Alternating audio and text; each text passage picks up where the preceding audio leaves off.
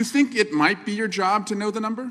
My job is to provide for the safety and security of this country. My job is not to engage in political innuendo so you can go out to the sticks and get your 20-second hit in your fundraising article. Director, keep going, reclaiming your time, because the people of California are being underserved by your representation. If the president is not implicated, why not release everything that involves him? We have released everything, the president and anyone else's side, that is credible and lawfully be able to be released. Your fixation on this matter and baseless accusations that I'm hiding child pedophiles is disgusting. Anyone that says that needs to look at the stats alone and go back to the state of California, who's receiving the biggest surge in FBI resources through my redeployment because the cities of Los Angeles, San Diego, and San Francisco need it. Director, remembering your oath to tell the truth, did you ever tell Donald Trump his name is in the files? I have never spoken to President Trump about the Epstein files.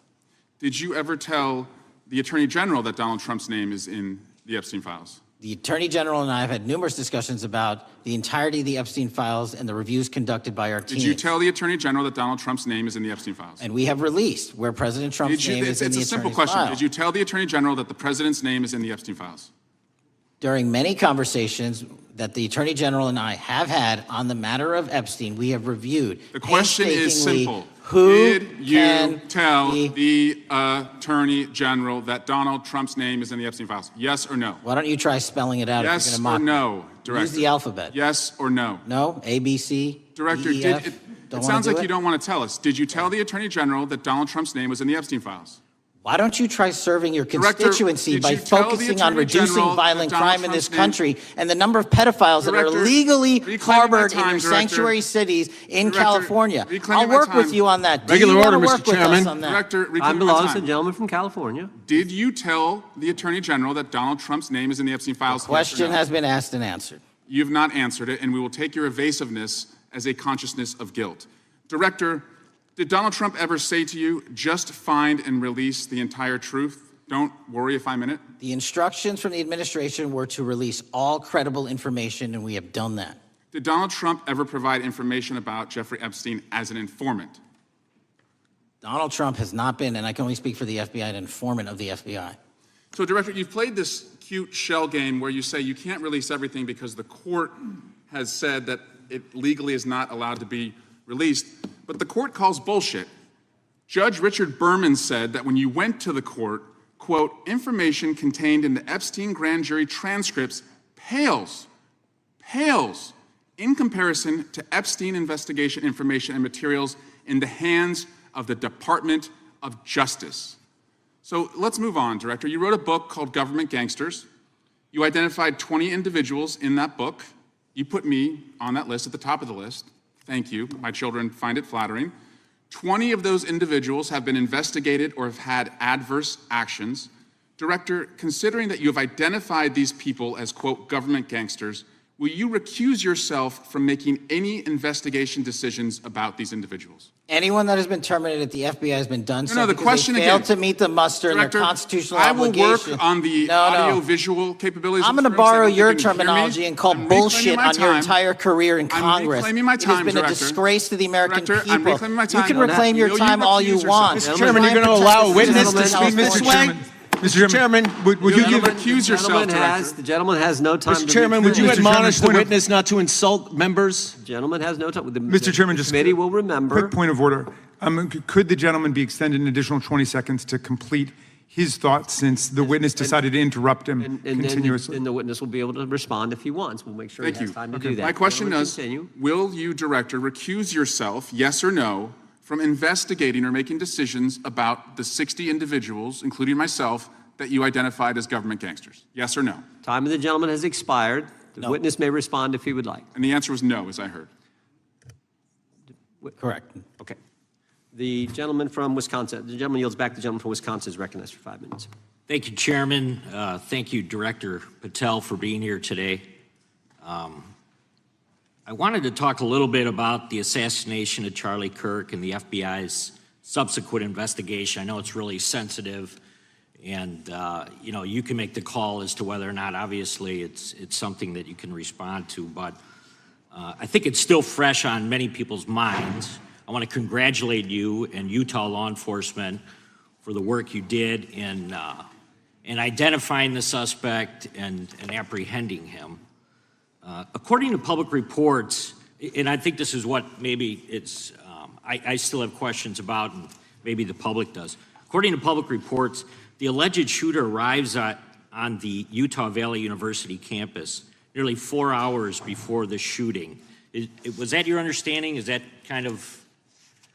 I'll let the public reports reflect themselves. I don't have the exact timeline. Okay. So we don't have any idea kind of his prep or how he set up or how he utilized that time when he first showed up on campus? All of those are being currently investigated through our cell phone analysis and through our witness interviews. And the state of Utah has now announced charges seeking the death penalty against his suspects. So we're a little limited in what we can continue to say. Sure, I understand. And the suspect, like you referred to, is then captured on security footage jumping off the roof of the alleged shooting location, the Losey Center. Do we have any idea how the suspect got up on the roof in the first place? I think for members of Congress, especially after Butler in Pennsylvania, it's just unimaginable that there could be some type of security breakdown prior to an event of that size where somebody could access a rooftop. So not commenting on the case, but having gone to the crime scene and walked the steps that we believe were taken, the roof was actually readily accessible through an exterior stairwell, so anyone could have gotten on it. Okay.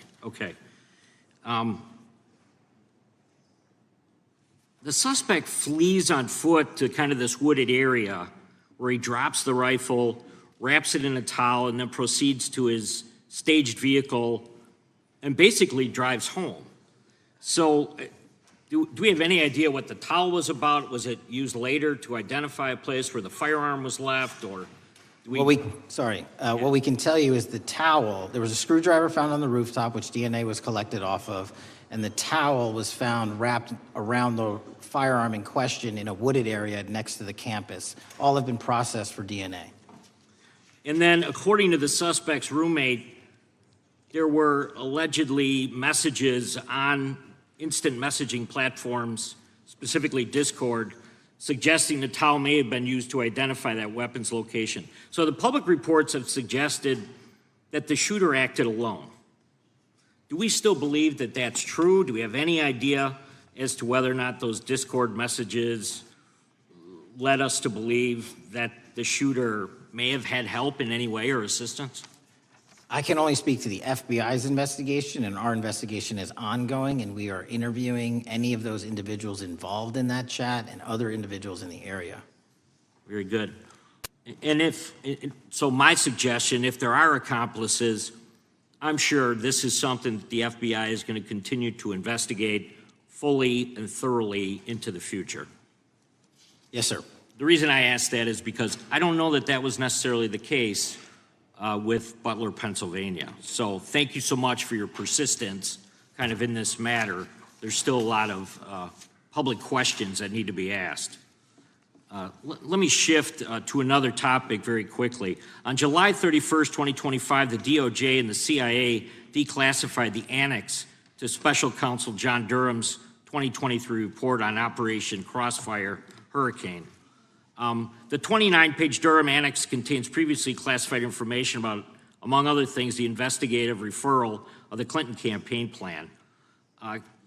Why would somebody place documents in a burn bag related to this case? That case is very much ongoing, so I can't comment on the stylization of the evidence we're collecting. Can you comment at all on the Durham annex as I described it? The Durham annex, which has been publicly released thanks to the FBI's commitment to transparency, is one of the documents that's being utilized. And in general terms, speaking for burn bags, sir, a burn bag is what you use to put classified documents into generally, because that is literally how you destroy them. So it appears that efforts were made by the Clinton campaign to reach out to the FBI agents or the Clinton sympathizers in the intelligence community in order to lead more credibility to the Clinton campaign plan. Do you think that's an accurate characterization? Again, I'm not going to characterize that material because it's part of an ongoing investigation. Thanks for being here today. I yield back. Gentleman yields back. Gentleman from California is recognized. Thank you, Director Patel, for being here today. The FBI searched Jeffrey Epstein's Manhattan residence, correct? I believe that happened in 2018. I think there was 2 locations, sir. It's 2019, and in that residence, the FBI found a safe, correct? I don't have the catalog of evidence in front of me. In that residence, the FBI found a safe, correct? I'll accept your representation. Okay.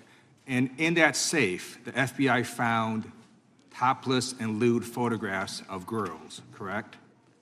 Again, sir, I'll accept your representation. I don't know. Thank you. It was all over the media at the time. There's a New York Times article that says Jeffrey Epstein is indicted on sex charges as discovery of nude photos is disclosed, dated July 8th, 2019.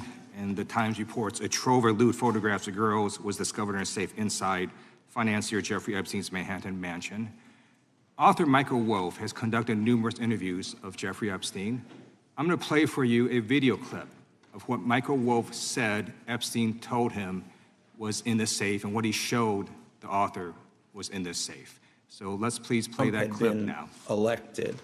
I was sitting talking to Epstein, and he said, "Wait a minute, I got to show you something." And then he went into his safe, and he came out with photographs. They were Polaroids, I think, and he kind of spread them out like playing cards, and it was Trump. I mean, I think there were a dozen of them, and it was Trump with girls of an uncertain age at Epstein's Palm Beach house, where all of the things that he would ultimately be accused of took place. And I remember very vividly 3 of them. There are 2 in which Trump is, the girls, topless girls, are sitting on Trump's lap. And then a 3rd in which he has a stain on the front of his pants. And the girls are kind of pointing at it, sort of bent over, laughing. So Director Patel, I'm going to ask you a very broad and general question. As you know, Donald Trump and Jeffrey Epstein were friends. There are, of course, photos showing Donald Trump together with Epstein, correct? I don't have the entirety of the photographs, but I think they've been photographed in public together. All right. Are there any photos showing Donald Trump with girls of an uncertain age? No, How do you know that? because that information would have been brought to light by multiple administrations and FBI investigators over the course of the last 20 years. Well, you know what? That's just not true, because no one knew about the creepy birthday message that Donald Trump wrote to Jeffrey Epstein until the Wall Street Journal disclosed it, and then all of a sudden, the Epstein estate provides it to Congress. Well, so certainly, you weren't there at the search. You don't know what Epstein may or may not have done with those photographs even prior to the search. Maybe someone has it. Maybe the Epstein estate has it. You raise a great point. So I'm going to ask you, have you asked to talk to Michael Wolff? You raise a great point. I haven't personally asked to talk to Has the Michael FBI Wolff, asked? but you the to Michael Wolff? FBI, I'll get back to you if the FBI specifically So Michael Wolff has has ever. about 100 hours of testimony of Jeffrey Epstein. Wouldn't it be good for the FBI to interview Michael Wolff? I'm not saying they haven't, I just don't know. Has FBI subpoenaed the tapes that Michael Wolff has conducted of Jeffrey Epstein? I don't know. All right, so if you could provide us an answer, that would be terrific. Well, let me ask you this question then. Have you looked at all the photos in Epstein files? I have looked at all the information that the investigators who investigated this case have provided to run out credible leads. And in the Epstein files, was there that creepy birthday message that Donald Trump had written to Epstein? No, that's what I was trying to tell you. You raise a great point. The estate of Jeffrey Epstein has a voluminous amount of information that they have not released before. Okay, so that's great. So wouldn't it be great if FBI subpoenaed the estate of Jeffrey Epstein for all that information? The estate is under no obligation to provide that material, even pursuant to a subpoena. That's a great point. Yeah, that's just false. Okay. That's just false. You're the frickin' FBI. You can subpoena the information from the estate, and you better do that. That's literally not how it works. I'm going to move on now and talk about Epstein's client list. You confirmed that it exists. Attorney General Pam Bondi confirmed earlier this year that it exists. So I just want to ask you a simple question. Is Prince Andrew on Epstein's client list? The material related to Prince Andrew has been made public. Is Prince Andrew on the client list? We have released the index of names All right, that were in Jeffrey Epstein's. Is Donald Trump on Epstein's client list? The index has been released, and the index will speak for So I'm itself. just going to say, America, there's a huge red flag. The FBI director could not answer Gentlemen. whether Donald Trump was on Epstein's Gentleman's time client has list. expired. I Chair yield now back. recognizes the gentleman from Virginia.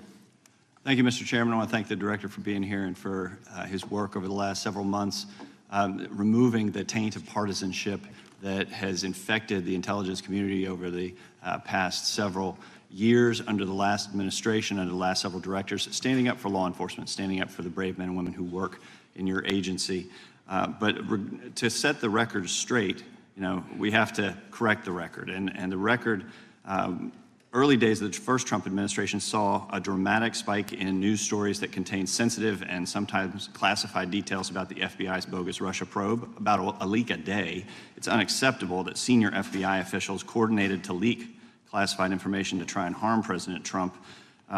Documents produced to the committee in August of this year revealed that the FBI interviewed a former Intelligence Committee staffer who gave details on a systematic process through which leaks of classified information were affected by then Chairman, now Senator Adam Schiff.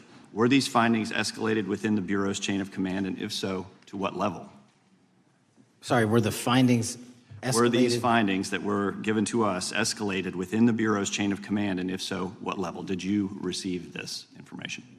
That entire matter is currently under investigation by the people at the FBI that handle leaks of classified information. All right, it's good to know that there is an ongoing investigation. Can you tell me whether these leaks to the media compromised any ongoing FBI investigations during the Trump-Russia probe? I can tell you, generally speaking, the leaks of classified information are detrimental to any work the FBI is doing. Now, former Director James Comey testified before the Senate Judiciary Committee that he had never been an anonymous source, nor authorized anyone to be an anonymous source in news reports about matters relating to the Trump investigation or the Clinton investigation. Was Comey's testimony true? In reference to Director Comey, I'm very limited in what I can say because of what the current status of those matters are with the FBI and the Department of Justice. When I am able to make those public, I will. Can you tell me if there's an ongoing investigation there? Again, without identifying any individuals related to the information you're generally speaking about, there is an ongoing matter that has been under review by the Department and the FBI for some time. Because we know that the documents that we received last month revealed that former Director Comey used Columbia University law professor as a conduit to leak stories to the media that contained classified information. Let me move on to the way that the FISA process was weaponized by past directors. Prior to your confirmation, you raised concerns about government misuse of FISA, including Section 702, stating that FISA was in need of major reform. Specifically, you highlighted that the Fisk report that the FBI had conducted 278,000 improper searches of the FISA database. Do you remain concerned about governmental abuse of FISA in Section 702? I'm always concerned, but what we've done since I became FBI director is implement new audit systems. We are nearing 100% review of the 702 query system that you are specifically referring to, and we've also eliminated anyone that has ever touched that database that has in any way made a mistake, whether intentional or not. And we have also identified a system in which those going forward who misuse the 702 system, they don't get 2 strikes. They get 1 and you're done. Okay, I'm glad you mentioned you're continuing to audit because, as you know, in May, the New York Times reported you closed the FBI's Office of Internal Auditing. Can you explain why you decided to close this office? Yeah, because under the new restructuring of the FBI, to save resources, there were 2 different places doing the exact same thing. We have a specific division dedicated to audits. I didn't need another audit system doing the audits again. And so we folded some of those folks with their expertise into our specific division and then took the rest of those folks and are moving them out across the country. Under previous FBI leadership, FBI agents were found to have lied to the Fisk. There have been hundreds of thousands of violations of the querying standards. In light of past violations, what action is the FBI taking to ensure that similar abuses do not occur in the future? Exactly what I've outlined. You cannot have access to the 702 query system if you improperly queried that system at all at any time in your career. Okay. At a Senate hearing 2 years ago, your predecessor, Director Wray, testified FBI had previously purchased U.S. phone geolocation data for a specific national security pilot project, and further stated that the project had not been active for some time and that the FBI relies on court-authorized process to obtain location data from companies. Does the FBI purchase location data or any other data of Americans from data brokers? I don't believe so, but I'll get back to you. Thank you. That'd be important. I appreciate that. I yield back. Gentleman yields back. Gentleman from Washington is recognized. Thank you, Mr. Chairman. Mr. Patel, before you joined the FBI, you had very strong opinions about what the FBI was hiding regarding Jeffrey Epstein. In a September 2023 interview with Glenn Beck, you said the Black Book is under the, quote, direct control of the director of the FBI. In December 2023, you said, let us know who the pedophiles are. Even for a short time after becoming FBI director, in February of 2025, you tweeted, quote, there will be no cover-ups, no missing documents, no stone left unturned. In June, you told Joe Rogan, quote, we've reviewed all the information, we're going to give you every single thing we have and can. But then suddenly in July, everything changed. You and Attorney General Pam Bondi released one video and said that there was nothing more to see. Your July memo says you uncovered more than 300 gigabytes of data and physical evidence, but that you had decided no further disclosure would be appropriate or warranted. That is a quote. I think what happened, Mr. Patel, is that suddenly you discovered that Donald Trump's name was all over these files, and you started a giant cover-up. So you are under oath, Mr. Patel. You just testified to Mr. Swalwell that you did not speak to the president about the Epstein files. To your knowledge, did Attorney General Pam Bondi speak to the president about what was in the Epstein files? I can't speak for Attorney General Pam Bondi. So to your knowledge, you don't have any information. The question was, do you have any knowledge? Do you have any knowledge? I can't speak. You are refusing to answer the question, so let me tell you that the Wall Street Journal reported that in May, Bondi told Trump that he was in the Epstein files, and at the same meeting said that the DOJ did not plan to release the files.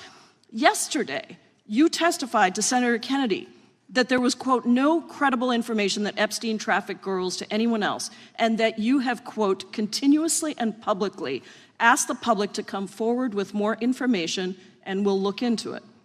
Today, in response to Mr. Massey's question, you appear to say that the survivors were not credible. These are survivors. That's not at all what I said. Okay, great. I'm going to ask you this in a second, but let me tell you about the survivors, and let's bring them up here into the room. These are women who came to the Hill and testified that they were groomed and raped at the age of 14 and 16 years old, and they called to meet with the president and to meet with the FBI and to have people investigate their claims. Some of them have never testified before. If you are so interested in getting the public to submit any information, why have you not met with them? You said you haven't met with them. Have you met with them? I'll give you one more chance. My job as the FBI director is to invite Is the all answer yes or no leads. to whether or not you met with these women who were sexually abused and raped? Any insinuation by you or any people on your side that I am not manhunting child predators and sex traffickers, just look at the stats. Patel, and you talk about cover-ups, man. Mr. Chairman, you talk this is about my cover-ups. time, and I will take as much time as I Where want. were you during the Instruct Obama the and Biden witness, Mr. administrations Chairman. when these so-called cover-ups were going on? Mr. Why didn't Chairman. anyone in those administrations talk to any of these Mr. purported Chairman. witnesses? Let's I have get some regular order, Mr. every Chairman. single person to provide credible information. Time belongs to the gentlelady from Washington. And I'm but going to when take when another you couple accuse of the minutes. witness of something, he's allowed to respond. That's how it works. You say Listen, something, he didn't you even, say excuse me, Mr. Mr. Chairman, Chairman, you have point always of order. been fair, but this And is I'm not being fair. fair, and you will get no, your- this you will is get my your time. and he You will give the said gentlelady that the a few witnesses additional were not credible. seconds of time. I'm going to get an additional minute of time because No, that's you'll how get much time you he won't took. get a minute. You'll get some seconds. What we think is under 5 minutes. You don't get to demand how Mr. much time you Patel. get. That's not how it works. Mr. Patel, are the victims of the Jeffrey Epstein horrific trafficking ring, are they credible? Any person with information about ongoing I sexual didn't. trafficking. I'm asking you if they're credible. Ma'am, I'm Are commenting they on the credible? evidence we have. But And we have routinely asked for people to come forward with more evidence, and we will look at it. And the evidence that we have was the same evidence that the Biden and Patel, Obama Justice Departments Mr. had. Patel, And they this is determined, not new. me, they determined Mr. that Chairman, information was not Mr. credible. Chairman, he's not letting me even ask my questions. You This is ask the ridiculous. questions, he gives an answer. You may not like what he says, No, but that I'm doesn't mean you get to asking- he's not interrupt him. answering my question. Mr. Chairman, have could we an- restore the gentlelady 45 seconds so she We can will give complete her her question? additional 30 seconds, which is what I said I'm going earlier. to keep taking my time because you'll take here's the the time thing. that you get. You get are 30 not seconds. answering the question. The question I is, have. You just don't like the answer. Are these women credible? It's a yes or no answer. I have answered the question. Well, and I what is keep the telling answer? you, I'm the only FBI director that has welcomed new information in this Okay. case. This You're not- administration is the only one that has welcomed any new information in this Is there case. a yes or no to whether Present the new victims credible are information. credible? Present new Are information. the victims credible The victims- or not? I'll tell you what happened in the last Trump Are they administration. credible or not? You can't even Victims say. credibly came forward, and you know what happened? President Trump authorized the indictments President of Jeffrey Trump Epstein, called not them Biden, a hoax. not Obama, President Trump no one called else. the entire thing a Democratic hoax.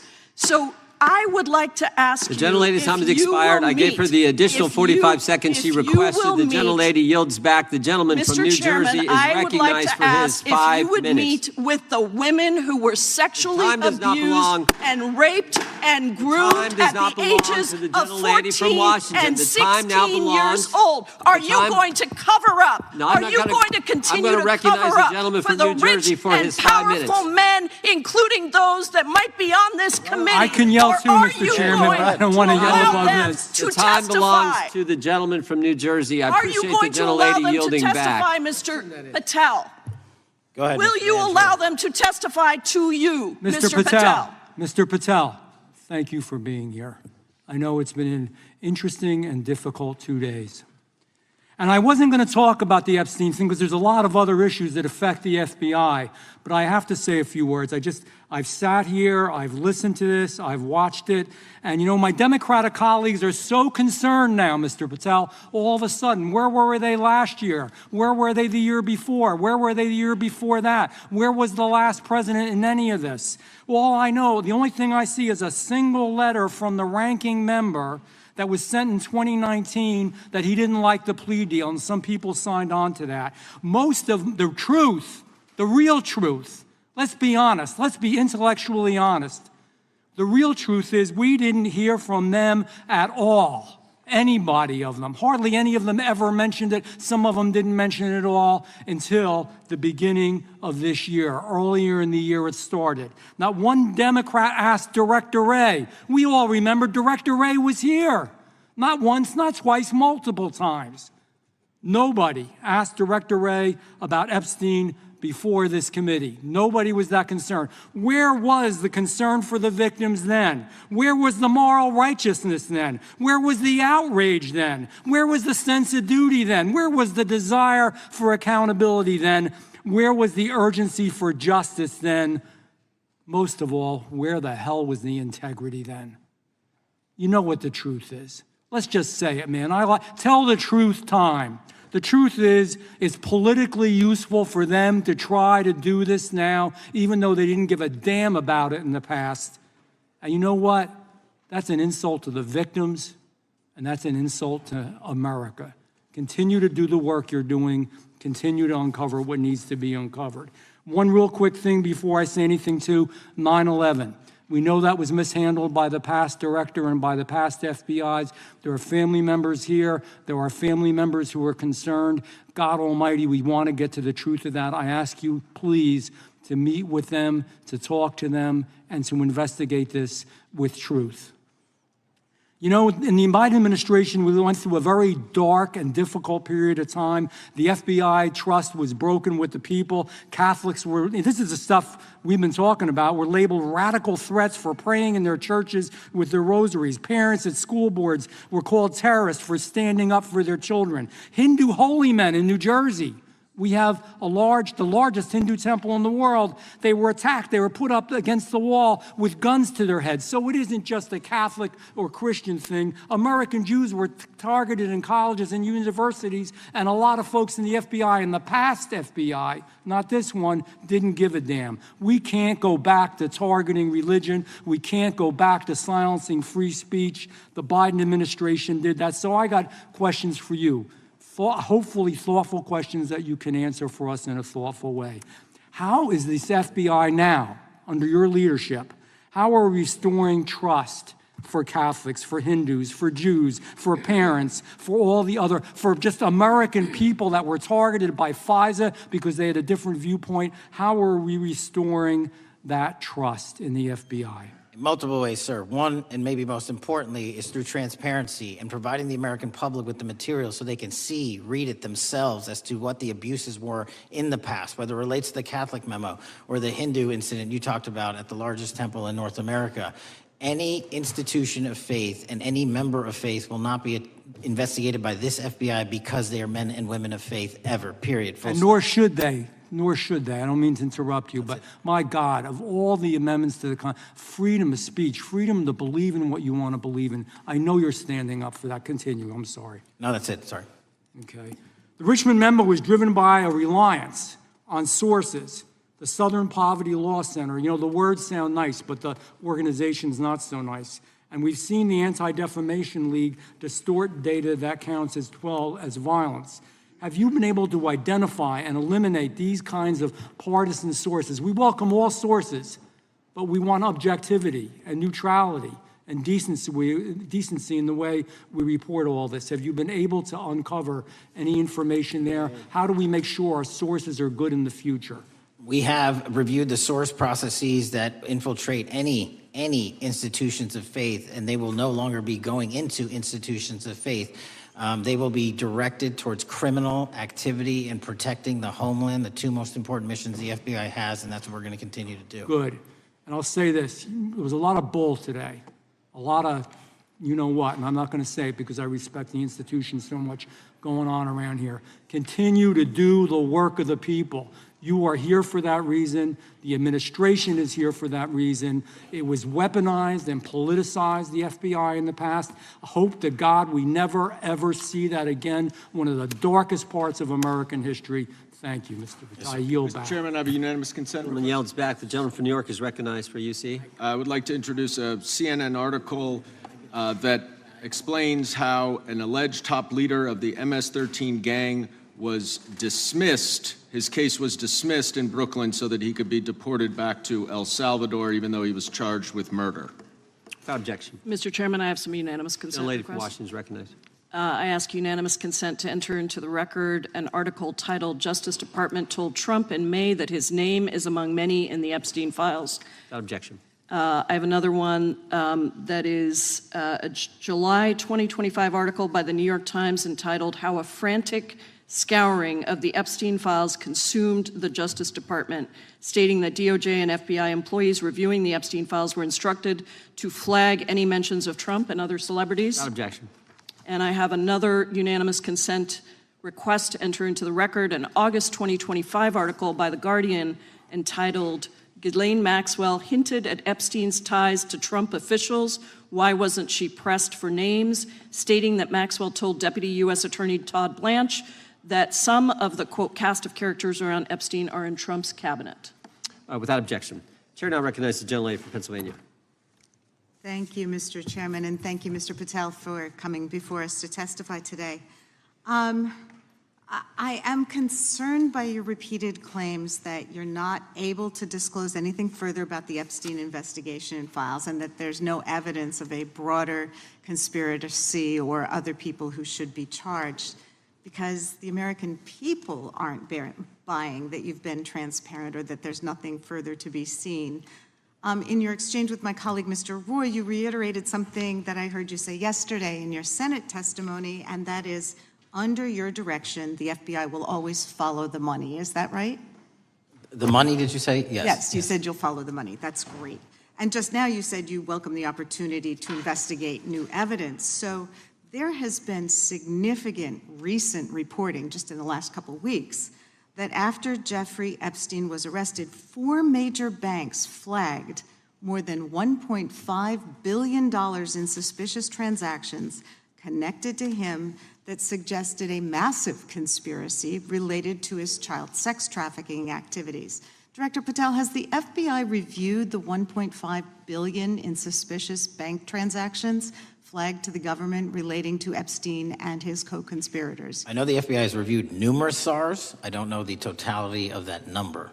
Okay, can you provide us with that number? I'll get back to you. Okay. And have you initiated any new investigation of those bank transactions since, say, September 8th, when the new reporting came out? I'll check with the Treasury Department because they're the lead on that. Okay, so Director Patel, how many individuals or entities has the FBI interviewed, subpoenaed, or compelled to testify? Can you give us those numbers with respect to these bank transactions? Not off the top of my head. I'll have to work with Treasury. Okay. We're concerned, you see, because you say you're going after child predators, but obviously this is how you follow the money, is if you follow the bank transactions that apparently enabled the child sex trafficking. Would you agree?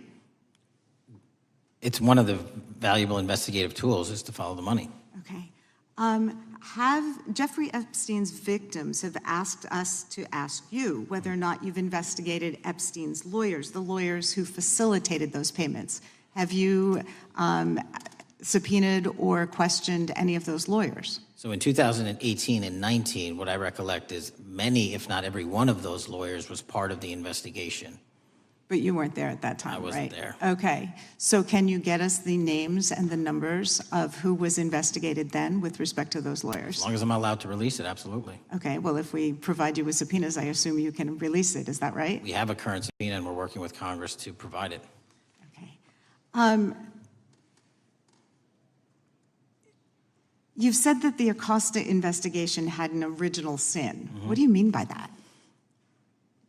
Basically, if you're looking at an actual pedophile ring, what you should not do is limit the time frame in which you're legally able to collect information. So search warrants that Mr. Acosta utilized in 2006 and 7 leading to the 2008 plea agreement had a very specific narrow window of years, I think 3 or 4 years. And so information pursuant to legal process wasn't collected for 10 years or 15 years or 20 years. It also, subpoenas were not sent out to hundreds of witnesses at the time, hundreds of victims at the time. None of that was done. None of these people were put in grand juries. And so the totality of information from the jump, instead of being this big, was like this. And that, in my opinion, is not how you run an investigation if you're trying to break a sex trafficking ring. So you're now in charge of the FBI. Why haven't you done that investigation?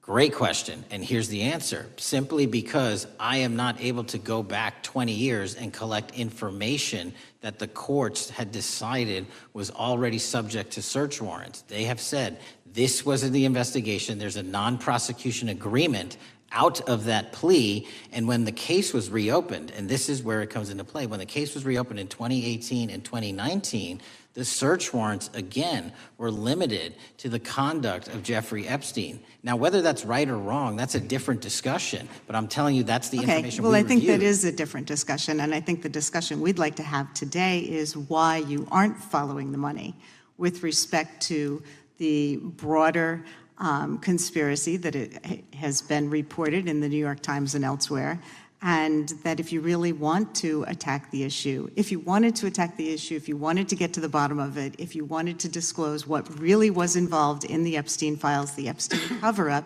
that you would be taking very different actions that you are today.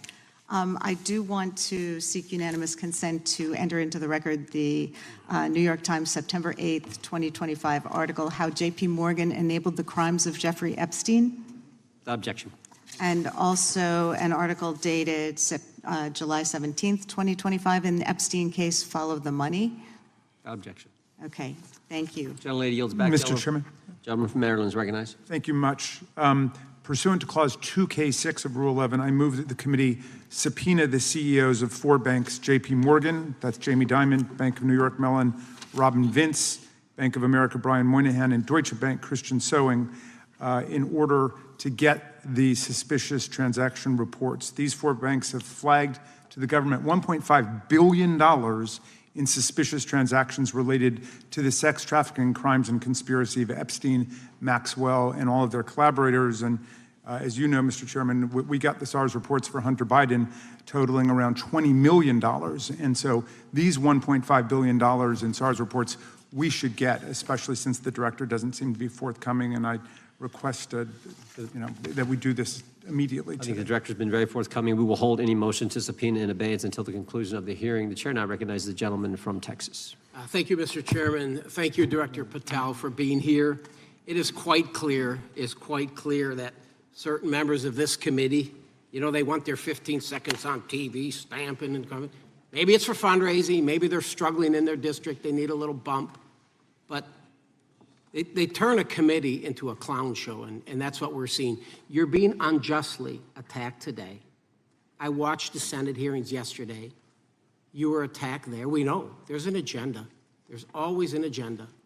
It's the same characters with the same personalities, the same objective, and that is destroy the mega movement. You're being attacked, Director, is because you're effective. You highlighted what you've been doing in D.C. with the president in reducing violent crime. You're very effective. Another individual that was very effective with meaningful debate and dialogue was Charlie Kirk. And they killed him for it. Charlie Kirk was a man of faith. First and foremost, he loved his Lord Jesus. He loved his family. Beautiful wife, beautiful children. Just a remarkable, honorable man that was silenced with this assassin's bullet. I would say if Charlie Kirk lived in the biblical times, he'd have been the 13th disciple. He'd have been the 13th disciple. We have a new committee, if you're not aware, a new select committee regarding January 6th. I'm honored to be on that committee. I'm looking forward to working with other members to expose truth, questioning federal agencies that were involved on January 6th, like the FBI, played a role, but we don't really know, Director, to what extent. We don't know. The January 6th sham committee was not formed by Nancy Pelosi to seek truth.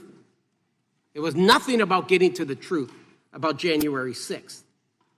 Their sole mission was to damage Donald J. Trump and end his political career. And everybody knows it. That's what the purpose was. You know what's nice, so I kind of get to ask the question, though, how did that work out for you? Donald J. Trump is back in the White House, and America loves him. I spent 30 years in law enforcement, retired sheriff from a large county in the great state of Texas. I've seen, Director, I've seen more enthusiasm and support for law enforcement today because of what you and Donald Trump have done over the last 8 months to protect the American people. The American people couldn't count on their government to protect them. Crime is rampant.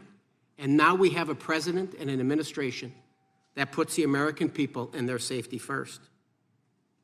It's interesting, a few minutes ago, a classmate reached out to me and sent me I told him, I said, yes, we got Director Patel in front of our committee today. And Andy Kane wanted me to tell you, he said, quote, tell him we love him. Tell him we love him and all the brave warriors exposing the deep state. Kash, you're a great American, sir. You're a great American. Your work as the director of the FBI is commendable. It's commendable. And I want to thank you, sir. Thank you for your service. Keep up the good fight, brother. Don't let him tear you down. Keep up that good fight. You have it in you. With that, sir, I yield back. Gentleman yield to me.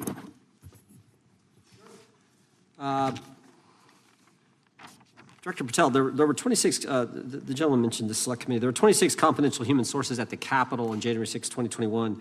4 entered the Capitol and thereby broke the law. Do you know if those individuals were being paid by the Ray FBI? So we've provided 600 pages of documents to this committee alone regarding January 6th. That's 600 pages more than any of my predecessors. Yep. Generally speaking, confidential human sources are always paid by the FBI. That's how it works.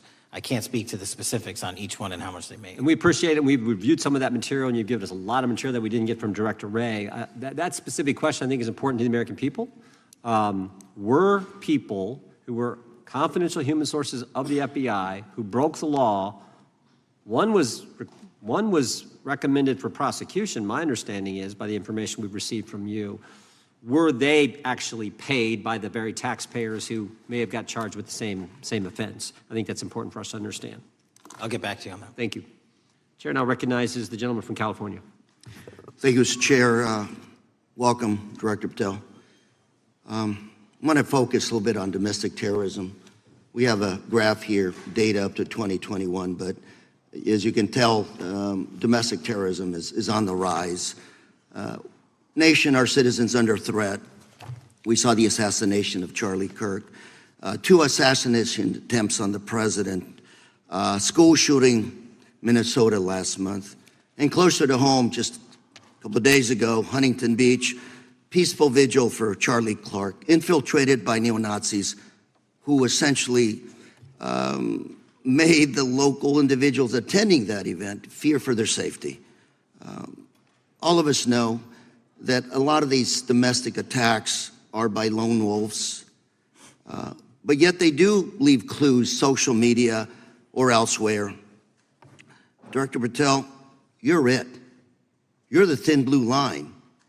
The FBI, your job to protect our citizens back home from those that would harm us. You have to find the needle in the haystack. Takes a lot of work, a lot of resources. Talking to my local sheriff this morning, who said they're concerned. Federal cuts to local grants that help them do the job. Then, of course, let's not forget about other threats that are coming before us, like high-tech fraud. Local senior recently was talking to me about a text she had gotten, a demand by the IRS to send a payment immediately, or the IRS agents were on their way to arrest this individual. Pretty gutsy stuff by folks probably from Europe, North Korea, Russia, China, people, okay, going after those precious savings our senior citizens rely on. Yet the president's proposing a budget cut of $500 million or more to your organization, the FBI.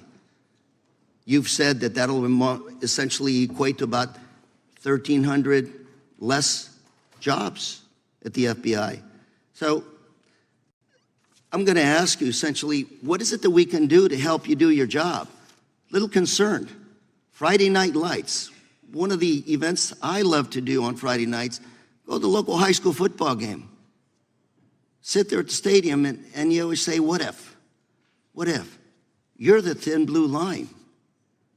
Can you do your job cutting $500 million from your budget? Thank you, sir. I think we are doing our job, and the distinction is with the budget that we have, we are flexing more resources to the field. California is receiving the largest FBI plus-up of any state in the union due to that plus-up. They're not getting a reduction. No state is getting a reduction. Every state is getting a plus-up. And so I'm utilizing the money that we have to first plus it up. And the empty vacancies that we have, those haven't been filled in years, not under my leadership. Here's my concern. You're going to do well. You're doing more with less, is what you're saying.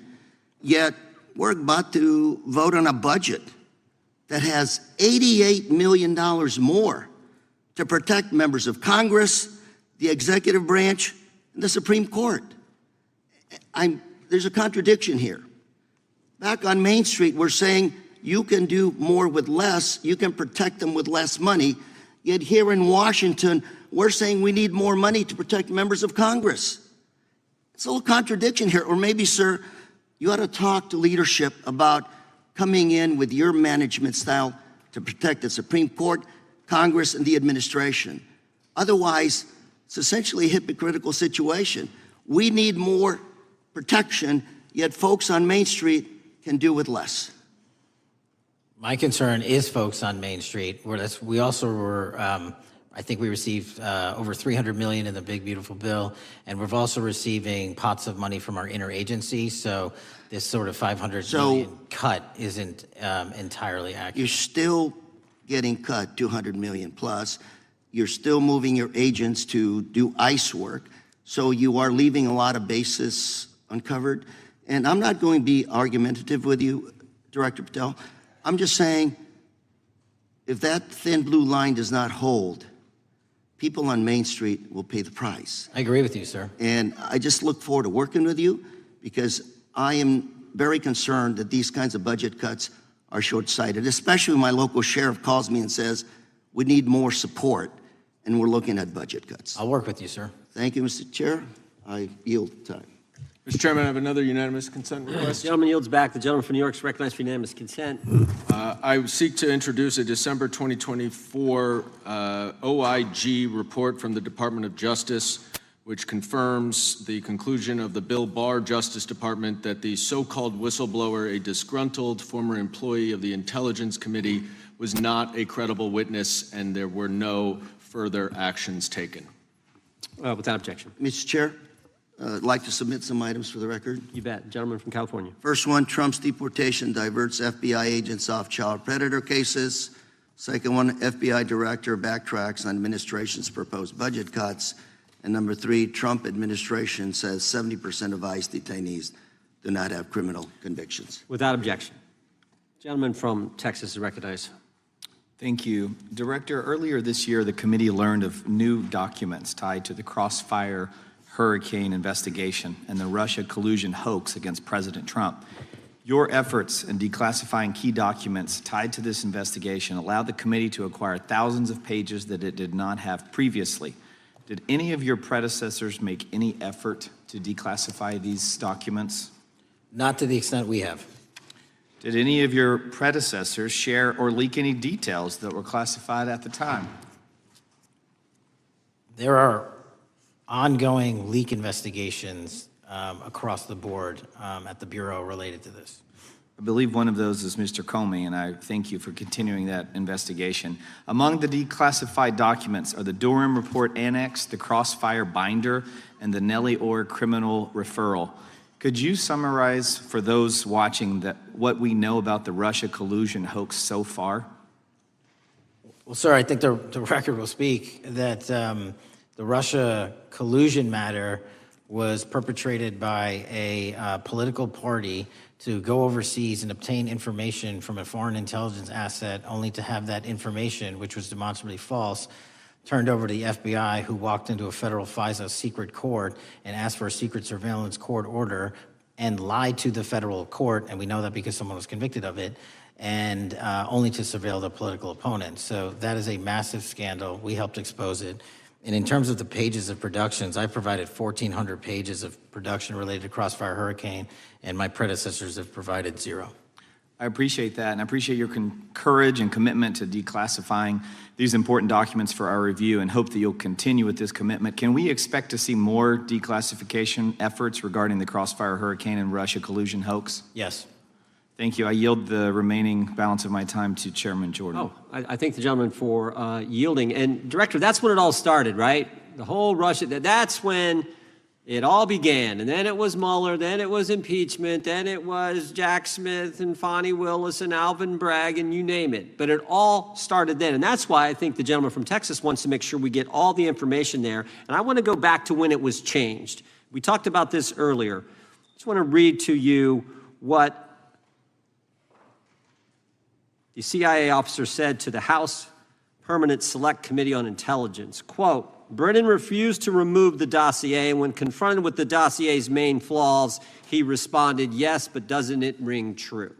So that's what he initially said. And then when he was talking to this committee, he said the CIA was very much opposed to having any reference or inclusion of the Steele dossier in the intelligence community assessment. So on one hand, you got a witness who was there who said he refused to remove it even though he knew it was garbage. And then he's, on the other hand, telling the committee, no, we didn't want anything to do with it. It shouldn't have been a part of the intelligence community assessment, which we know it was. You know it was. You found that. Those are two entirely different stories. I think Mr. Brennan has some explaining to do, frankly, what happened there. And I think you said earlier that this whole thing, and I think you said to Mr. Gooden, this whole thing is being looked at as part of this grand conspiracy to undermine the president, whether it's Comey, Brennan, Clapper, former head of the Intelligence Committee, now senator from, whoever it is, that's all being looked at. Is that accurate? Yes, sir. Well, we appreciate that. And part of what's also being looked at, and I think the gentleman from Wisconsin brought this up earlier, what is a burn bag for, by the way? Generally speaking, the intelligence community obviously utilizes and possesses classified documents, but drafts of those classified documents and even ultimate finished products of those classified documents have to be recorded and or discarded. And if they are discarded, the only way we do that, the hard copies, is we literally put them in burn bags that are identified specifically for that purpose, and there is a very exact courier system in which those burn bags are obtained and the material inside is destroyed. So it's to get rid of the material, right? Yes, sir. And it looks like the annex that Mr. Durham in his investigation had was put into a burn bag by your predecessor, I assume, to be destroyed. Is that accurate? Without getting into the stylization of the evidence, anything that's put in a burn bag is for purposes of destruction. Do you find that interesting that the Durham annex was placed in a burn bag, that you would discover that when you took over as the head of the FBI? We found a lot of information in a lot of burn bags. Well, we appreciate you finding that. We'd like to know a little bit more about that, and we look forward to that information coming forward. And I appreciate the gentleman yielding. With that, we now recognize the gentleman from Colorado. Thank you, Mr. Chairman, for holding this hearing. Thank you, Director Patel, for being here today. I have a couple of questions regarding a terrible shooting that occurred in Colorado, a state, as you may know, that I represent.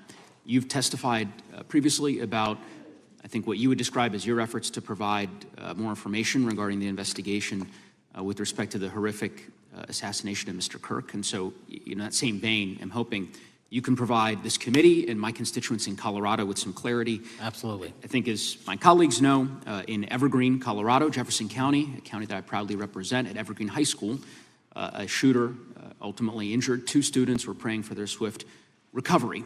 There's an article here from Colorado Public Radio. The title is, quote, FBI was already investigating an account that may have been linked to the Evergreen shooter. You're familiar with the circumstances generally, Director, regarding this terrible tragedy. Yes. So my understanding from the public reporting is that an organization reported to the FBI in July of this year regarding, just reading here from the article, that the FBI opened an assessment into a social media account user whose identity was unknown and who was discussing the planning of a mass shooting with threats nonspecific in nature. This is the FBI's statement to the press. And that the FBI continued to work this assessment investigation to identify the name and location of the user up until September 10th, 2025, which was the day of the tragedy. Can you provide us some clarity on what were the impediments to finding, the account user, and maybe describe in greater detail the FBI's work in that regard? Generally speaking, yes, because I know even though the shooter's deceased, the investigation we're not done. Sure. And so the impediments to finding these individuals, and you highlight a great point. We had 2 huge tragedies in the span of days in this country.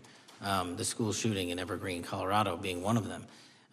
And proactively going out onto these social media platforms, which are so large, is our biggest impediment. And we need to rely on the service providers. There's actual legislation, I can't remember the name of it, that's up for renewal, which will, and I think at the end of the month, which gives service providers the ability to report that information in from their end without liability. We need that to continue, because while the FBI has so many people and the police are great at doing it, there's just too many platforms to cover down on. Well, I appreciate that, Director Patel, and I think we're certainly, I'm interested in continuing this conversation, because I think the reporting suggests that there's a pattern, and that ultimately we want to make sure that law enforcement is able to prevent this kind of tragedy from happening in the future. I have a question. It's not meant as a gotcha question, so it just frame it there. But it is in regards to some reporting around periodic transaction report that you had filed earlier, a periodic transaction report that you had filed earlier this year. So this is in July, pursuant to the ethical obligations as a senior executive official. You remember filing that in July?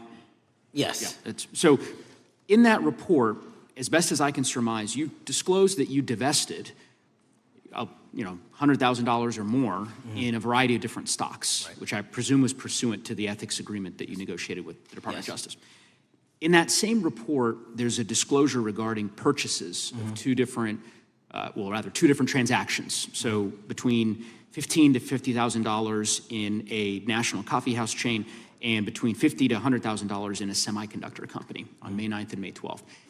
Are those transactions that you're doing personally, or are these through a stockbroker, or are these transactions that you're handling yourself? So how they happen is I submit proposals under DOJ guidance to say, hey, I would like to trade this or that, and they run their review, and the FBI runs a review, and then they come back and say yes or no, and then I make the transaction. Is there a reason that you decided to make the purchases into those two companies? Generally speaking, before I got this job, I was, trading stocks, but not a lot, like most people, and I just follow certain industries, and I thought they would be a good investment.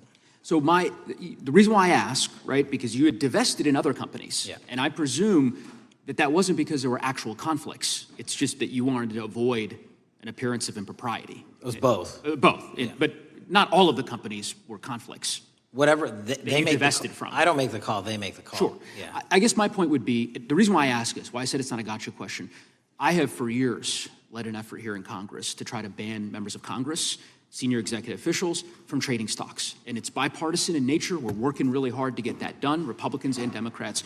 And you can understand, I think, given your role, given the nature of the position that you hold as the leader of the largest law enforcement agency in our country, that divesting entirely, not doing day trading now, I think would be something that would be in the interest of the American people. So I just would hope you would consider that, and that moving forward, that perhaps not purchasing stocks in individual companies, I would think would be something that would be worth pursuing. Gentleman's time is... I'm happy to give the witness an opportunity to answer. Thank you. I'll work with you on it. Gentleman from Alabama is recognized. Thank you, Mr. Chairman. Thank you, Director Patel, for being here today. Newly declassified documents confirm that the intelligence community under President Barack Obama knowingly relied on unverified and fraudulent evidence to manufacture a false claim that Russia, in fact, meddled in the 2016 election. Is there more to be done to uncover the depths and origins of the Russian collusion hoax? There is, and we're doing it. Why should Americans still care about that, Director Patel? Everybody wants to talk about a weaponized bureaucracy. And when we put out the facts about a weaponized bureaucracy, not because I said so, but because we found the FISA documents, because we found the 302s and the 1023s, then it becomes a political football. My job is to continue to put out that information and let the American public read it for themselves when I'm lawfully able to do so. And that's been my commitment on any subject, Russiagate or otherwise. Wherever the law allows me to do it, I will do it.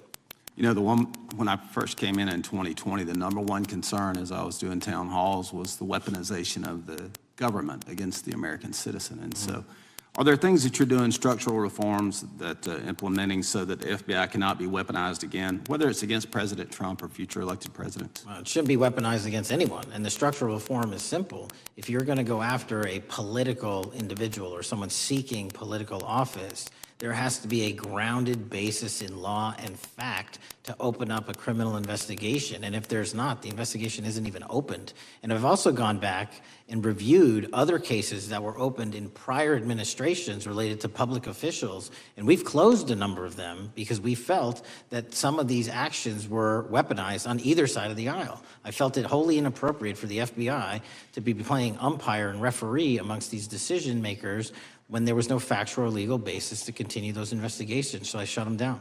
And I think that's so desperately needed because we need to restore trust in law enforcement and certainly in the DOJ and the FBI so that the American people don't fear the very government that's supposed to protect them. And so thank you for doing that. On August 11th, you released to the committee documents concerning leak investigations that began in 2017.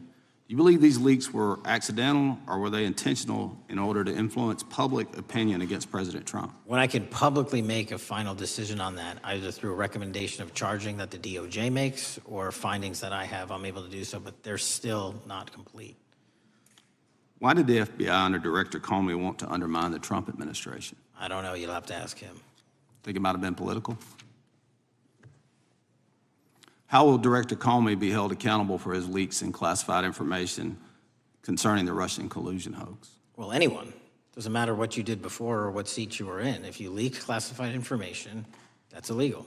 And we will investigate it fully. And if we can bring enough evidence to recommend charges to the Department of Justice, we will. But as you know, in these leak investigations, it's very difficult to produce the information necessary. We know leaks happen.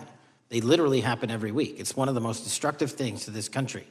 Media receives classified information beneficial to one side or the other. I'm a fan of none of it, and I want to shut all of it down. And we need to bring some real cases to deter individuals from doing that, and that's my focus. What was Comey's role in creating the ICA? Speaking from my memory, as the head of the FBI, he was charged under then Director Brennan and Director Clapper and the other IC elements to come in with the NSA, CIA, FBI, and ODNI and put together a collection of information on how the information sort of surrounding Russiagate came together. So he represented the FBI in that. Was former Director of CIA, John Brennan, he's denied that the Steele dossier was used in creating the ICA. Is that true? Well, it's, without commenting on him, the FISA has been released, and the dossier was in the FISA. It was in 4 FISAs. So I'll let the public decide. Well, former Director Brennan actually denied repeatedly that he pushed for the Steele dossier to be included in the ICA. Is that true? Denied. I'll let his testimony speak for itself, but then Deputy Director Andy McCabe also testified to the House Intelligence Committee, which has now been declassified, that were there no Steele dossier, there would have been no FISA. Well, my time's getting close, but let me tell you this, sir, and well, my colleague from Texas said, thank you for the job you're doing. You're making the American people safe. You're restoring trust in these agencies that so many of us had lost trust in. So thank you for the work you're doing. That thin blue line, you're doing a fine job, and we want to let you know we appreciate it. Thank you. God bless you. Lady from California is recognized. Thank you, Mr. Chair, and thank you, Director, for coming here today. And actually, thank you for your response to my colleague from New York who asked you earlier about violent extremism. And you said that there is violent extreme ideology on both sides. And I think you actually alluded to that same statement yesterday in the Senate. So I too have some questions I'd like to ask you. These are not gotcha questions, and just deny, please, what you deem to be false. So Dylan Roof, who followed white supremacist propaganda, murdered 9 black parishioners in Charleston in 2015. Do you deny this? I'm sorry. Dylan Ruth? Roof, can you give me some more information? You're head of the FBI, you probably know this. If you don't know, that's fine. You can give me a reminder. I've got a lot in front of me. It was national news. Robert Bowers murdered 11 Jewish worshipers in Pittsburgh in 2018. I do remember that. And it was the deadliest anti-Semitic attack. So do you admit that that happened? I'm not saying the other thing didn't happen. I'm just asking for a little information.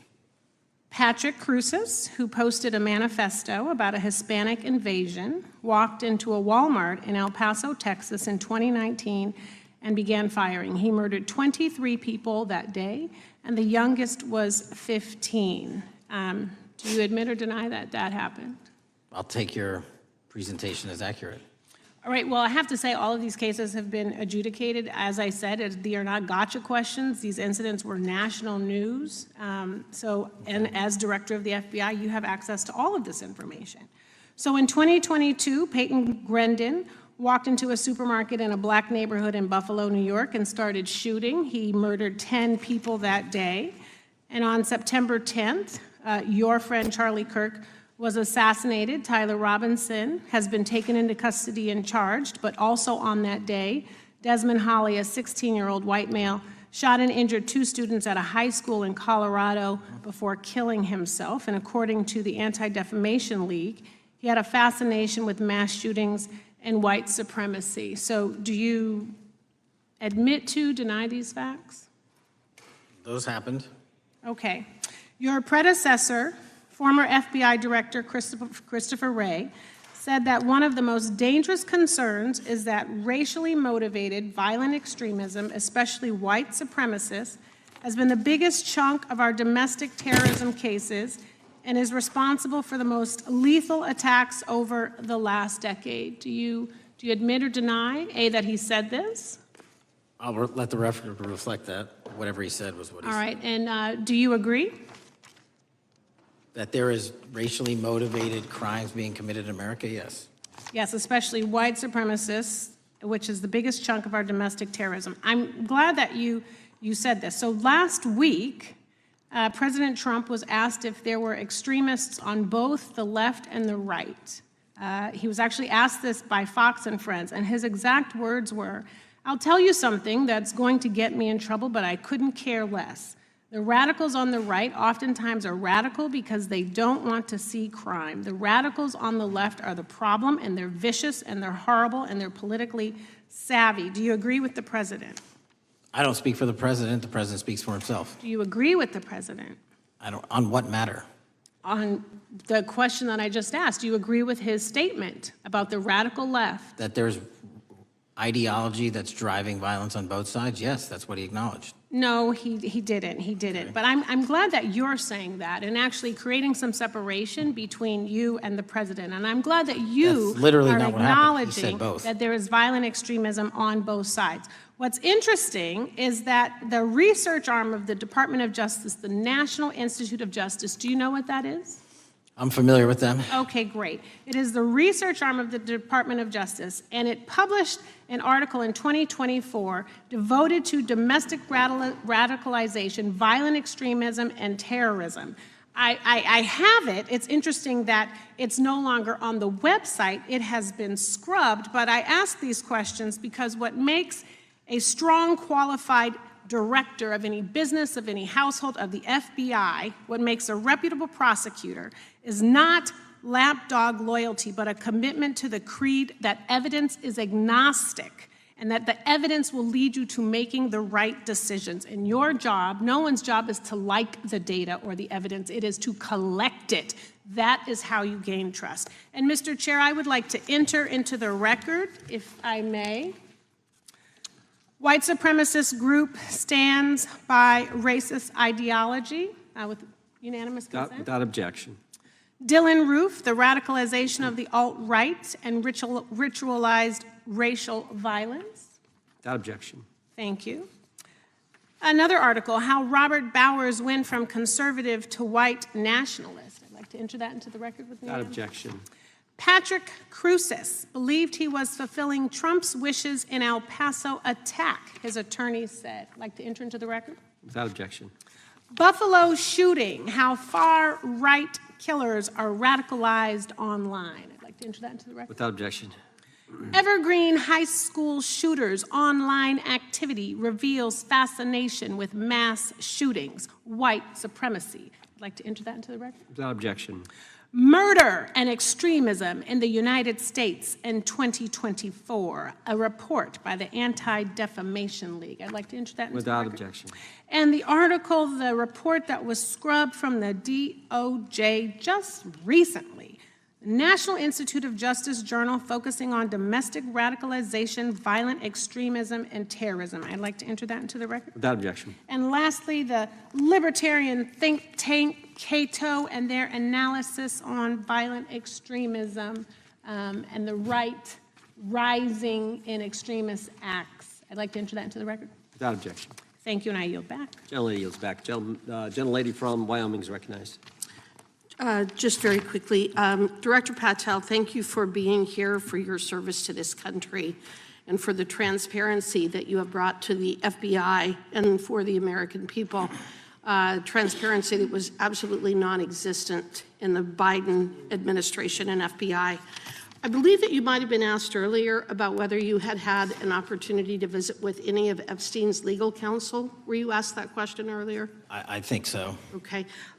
One of the legal counsels or legal fixers for Mr. Epstein was Stacey Plaskett, the Democrat delegate to Congress from the Virgin Islands. So perhaps for those on the other side who are interested in talking to Jeffrey Epstein's attorneys, they could sure visit with one of their own colleagues. I want to focus on something that I think is very important that has not been addressed enough today, and that is related to the consequences of the Biden open border. One consequence of the Biden border crisis is the impact that it continues to have on our tribal communities, with the cartels taking advantage of our open borders, the Mexican drug cartels, by infiltrating our reservations and bringing violence, drugs, murder, trafficking, and more. Last year, when I questioned the Attorney General Garland about what the DOJ was doing to protect these communities, he simply deflected responsibility and said that Congress had not appropriated sufficient resources for them to be able to protect our tribal communities. Mr. Patel, what is the Trump FBI doing to counter the drug cartel infiltration and other violent crime targeting our Native American communities? Thank you. It only took more than half of this proceeding to talk about one of the priorities that the FBI has, which is crimes on tribal lands. Every single crime that we have been talking about, whether it's child predators, human trafficking, narco traffickers, murder, they all happen on tribal lands as well. And I've said since the beginning, it is a priority, which is why we launched Operation Not Forgotten on tribal lands. And I'm the first FBI director to meet with the staff and tribal leaders here in Washington, D.C. and elsewhere, and invited them into my office and headquarters to see them, because I need engagement with tribal leadership, and I need our police and FBI agents to be engaging with tribal leadership. Otherwise, we're not going to break through. We have 1,900 Indian country cases open right now. We've got 600 indictments this year alone. We cannot forget tribal lands. Every single one of those people lives in the United States of America, and it is an absolute priority to protect them and their children just as it is anyone else. So I think it's fair to say that what Mary Garland testified to, that the FBI and DOJ did not have the resources to address that. I think that was an absolutely false statement. Would you agree with me? It's a decision by him not to do so. That's not my decision. At the end of August, the U.S. Attorney and FBI announced that nearly 100 personnel representing members of the Safe Trails Task Force operated near Wyoming's Wind River Reservation to assist with reducing drug trafficking and illegal guns. Director Patel, you have routinely stated that it is your mission to partner with and strengthen local and state law enforcement partners. How does the task force and other FBI efforts bring tribal law enforcement into this process? The major problem with tribal lands is the sheer tyranny of geography and the amount of coverage that they have on land versus the personnel they have to do it. So what we've done is constantly surge resources to tribal lands across this country on a 30, 60, 90-day rotating basis, reporting back to us saying who needs more. And what we found is that most of these lands can be assisted by our counter-UAS program, our drone capabilities, and we're going to do it because what's happening is the Mexican drug cartels are literally flying overhead, dropping their cargo, their narcotics onto this land where no one's looking, and then it's being disseminated to children, to youth, to adults on that land, and killing them. And we got to stop it before it gets dropped off. Well, and your testimony proves that the Biden administration did not lack the resources to address drug and violent crime in tribal communities or around the United States. It instead expended and wasted these resources investigating parents, Catholics, we now find out Turning Point USA, the RNC, and Republican organizations, rather than protecting our Native Americans by closing the border. Is that fair? I think so. Wonderful, thank you. And I do appreciate the work that you've done in this regard. I was previously the chairman of the subcommittee on Indian and Insular Affairs with the Natural Resources Committee, and safety and security on our reservations and for our tribal members has been one of our priorities, one of my priorities, and I very much appreciate the work that the FBI has done. Let me know if there's anything else I can do to help you, and with that, I yield back. I will, ma'am. Gentlelady yields back. The gentlelady from Georgia is recognized. Thank you, Chairman, and thank you for coming in today, Mr. Patel. In the past few months, the country has experienced a string of horrific, high-profile attacks that have been motivated by racial hatred or political ideology. Shooter attacked the CDC headquarters, firing hundreds of rounds and killing a police officer. An arsonist set fire to the Pennsylvania governor, Josh Shapiro's residence, with the governor and his family actually inside. Minnesota House Speaker Melissa Hortman and her husband were assassinated earlier this year. Clark and Charlie Kirk was murdered last week. Bomb threats have been made against HBCUs and the DNC, and just the list goes on and on. I only have just a few minutes today, so I don't want to take a lot of time to go into all the countless and devastating violent crimes and incidents that have happened at our schools or on our streets and in our communities that have just been happening all year long. Mr. Patel, just yes or no, is this type of political violence ever acceptable in your eyes? No. I'm glad that we agree that these heinous acts designed to instill fear and division in our nation are never, ever acceptable, yet each of these incidents has recently taken place under your watch.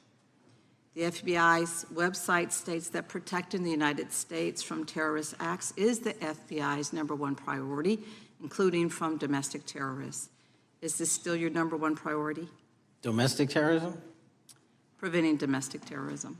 Our #1 priorities are protecting the homeland and international terrorism and crushing violent crime, and domestic terrorism sort of interlays between both of those. Okay, so, well, then I'm glad that you're giving us the right answer, but unfortunately, your actions kind of tell a different story. Earlier this year, you granted the ranks of the FBI's Domestic Terrorism Operations Section. This is the section of the FBI that is most directly responsible for addressing political violence in our country by preventing attacks from occurring and effectively responding to them if they do.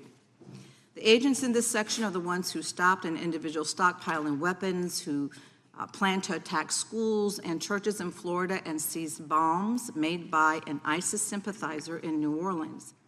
And instead of ensuring that this section has all the resources that it needs at a time when its mission is critical, you fired its decorated veteran FBI agents who have served their country proudly under Republican and both Democratic presidents, and you scrapped the tools that they developed to fight domestic terrorism, including the National Domestic Terrorism Incident Database. I mean, most of that is just not true. We have 1,700 current DT managed programs. We're up 300% in the amount of cases we brought against nihilistic, violent extremists, including 764, wishing to harm our children. The FBI and the men and women are getting after that problem set more than ever because I've unleashed them to do so. And any insinuation that these tragic occurrences across the country are somehow singularly my fault or disgusting because that watershed goes Mr. down to the Patel, men I'm and going to women at the reclaim my time. FBI, Mr. Patel, and they I'm are going to not reclaim my time. responsible Mr. for it. Chairman, I'm I'd happy like to to work enter with a you unanimous to consent- get them what they Gentle need. lady request. controls the time. Unanimous consent request. She'll state a request. Thank you very much. Into the record, an article from Reuters titled FBI Scales Back Staffing, Tracking of Domestic Terrorism, Probes Sources Say. Thank you very much. Without objection. I appreciate that. So, Mr. Patel, and it isn't just the domestic terrorism operations section. Under your watch, agents are fully diverting their attention to these anti-immigrant and city takeover operations, leaving our children vulnerable to dangerous networks of online predators, both domestic and international. You pulled more than 120 FBI agents from their normal duties to operate sobriety checks and conduct traffic stops, exposing the FBI's fleet of unmarked cars and thereby making it harder for the FBI to combat violent criminal gangs, foreign intelligence services, and drug traffickers in the process. That's simply not true. If we were not able to do two things at one time, how would we be Patel, I seizing reclaim record my amounts of time. I reclaim my fentanyl? time. 23,000 Chairman, I'd like to violent enter felons have into been the arrested. Time belongs to the gentlelady. More than twice as many as Consent last Time belongs request. to the gentlelady from Georgia. Thank you very much. And this request basically is, it is an article from Reuters which quotes law enforcement officers familiar with agents who once covered child exploitation cases but now focus on immigration child exclusive. Thousands of agents diverted to Trump immigration track down. Mr. Patel, in the short time I have left, your tenure as director of FBI has been somewhat problematic. Americans are left safe, left definitely less safe under your watch. You have gutted the FBI's ability to keep safe from domestic terrorism. You have sent FBI agents to conduct traffic stops and round up hardworking immigrants who pose no danger to public safety. People even President Trump referred to as good, long-time workers. Your job is to protect and serve the American public. Time to the You have gentlelady. spent your time protecting heinous individuals and using the FBI to serve as a political circus. You at times have appeared unequipped. Time to This the country gentlelady has deserves better, expired. and I yield. Gentlelady yields May back. I respond? Sure can. Simply put, what is it? Are we failing? If we're failing, how are we arresting 23,000 violent felons? Twice as many as this time last year. Are we failing? Because if we're failing, how are we seizing 1,500 kilograms of meth, 25% increase from last year? Are we failing? Because we captured 4 top 10 FBI most wanted from around the world in 7 months. That's more than the entirety of the last administration. Are we failing? Because we put 1,500 child predators in prison. Are we failing? Because we dismantled 300 human trafficking networks. Which is it? You don't like me, that's fine. But don't you dare disparage the men and women of the FBI that are producing record results in historic fashion to protect this country. They are kicking ass for America, and they're going to continue to do so. And we appreciate your leadership. The gentlelady from Florida is recognized. When I was home recently, I met with the agents leading the Tampa office of the FBI, and I saw what they're focused on in my community: stopping drug traffickers, rescuing children from exploitation, fighting cybercrime, protecting us from acts of terrorism, foreign and domestic. And I know from my time as a federal prosecutor and a judge that this work by the Bureau doesn't make headlines, but it is happening every single day. At the top, accountability is necessary, transparency is critical, but today we've seen an effort not just to diminish, but to distort the work of Director Patel and the agents he leads. If we really care about transparency and about truth, then what we owe to the American people is this reality: that thousands of dedicated professionals at the FBI wake up every single day thinking not about themselves, but about this country, and keeping every single one of us and our children safe from harm. And Director Patel, I would like to hear from you the facts about what the FBI is doing and your efforts to fight crime. Director Patel, isn't it correct that since January 20th, 2025, the FBI has made over 25,000 immigration-related arrests, including 350 members of Tren de Aragua and 195 members of MS-13? Those numbers are accurate. The Tren de Aragua numbers are up over 350% from the year before. And during that same period, hasn't the FBI seized over 66,000 kilos of cocaine, 6,000 kilos of meth, and 1,500 kilos of fentanyl? Not to be nitpicky, but it's 89,000 kilos of cocaine and 7,300 kilograms of meth. And isn't it also true that the FBI Tampa Division's Panama Express Strike Force specifically seized nearly 67,000 kilos of cocaine valued at more than $1.6 billion from illicit maritime vessels? One of our best operations out of the Port of Tampa, and I was down there in South Florida when Panex did their work. Director Patel, since October 7th, 2023 Hamas attack, the FBI has been a co-leader of the Joint Task Force October 7th. Isn't it correct that this task force is actively working to bring justice for victims and to prevent terrorist infiltration at our borders? Yes, ma'am.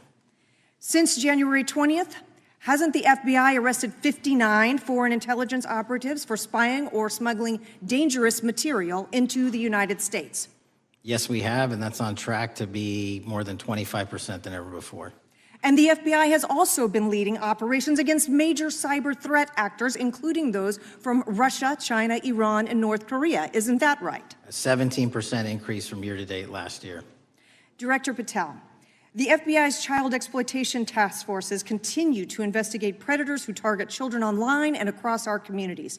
How significant is that threat today, and what results have you seen under your tenure in bringing these offenders to justice? We have, under Operation Grayskull, dismantled dark web units that are operating online, not just in the United States, but across the world, to do our children harm. We have taken into custody more suspects than ever before on those who seek to harm our children. That is what the men and women of the FBI do, and that's what they're going to continue to do. Those are the real results when you let good cops be cops and when you let us get on these platforms and expose them to the public and show them the harms of these predators on these online gaming systems and social media systems, and we need more help from Congress to allow us more authorities to do that work. The FBI laboratory manages the Combined DNA Index System, or CODIS, which compares over 25 million DNA profiles and aids more than 125 investigations each day. Director Patel, why is this important to law enforcement nationwide? All of law enforcement relies on our CJIS operation out of West Virginia. And what that does is allow 19,000 agencies to come in and say, hey, does this guy have a criminal history? Hey, is this an illegal firearm? Do we have a DNA hit like we did in these recent assassinations? That's what the FBI brings to bear, because local and state law enforcement agencies just don't have that capability, and we're doing it 24/7, 365. CJIS does not close for 1 minute. In your testimony, you noted that the FBI has ongoing counterintelligence investigations into China, Iran, and Russia across all 55 field offices. Why is it essential to maintain that scope of coverage, and what success can you point to in disrupting nation-state actors? Our biggest threats involving nation-state actors are the PRC, Russia, and China, and they are up 33%, 83%, and 60% respectively in arrests alone this year. Those nation-state actors wish to do harm in our infrastructure, our critical infrastructure system, our energy, our water supply, and also go after and target individuals and senior citizens and take their money through online pig butchering schemes, which we've exposed in Cambodia by way of the CCP. This is groundbreaking work that the American public should be seeing that their FBI is doing, and I'm happy to have the opportunity to report on it. Thank you, Director Patel. I yield back. Gentlelady yields back. The gentlelady from Mr. Chairman, I have a couple. Unanimous consent. Thank you so much. I appreciate it. In response to Mr. Patel's making the remarks that that maybe our colleagues are disparaging the men and women of the FBI, I'd like to enter the record 3 unanimous consent requests. One is entitled FBI using polygraphs to test officials' loyalty.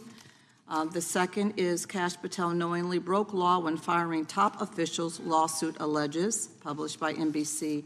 And the third is FBI forces out more leaders, including ex-director who fought Trump, demand for January 6 agents' names.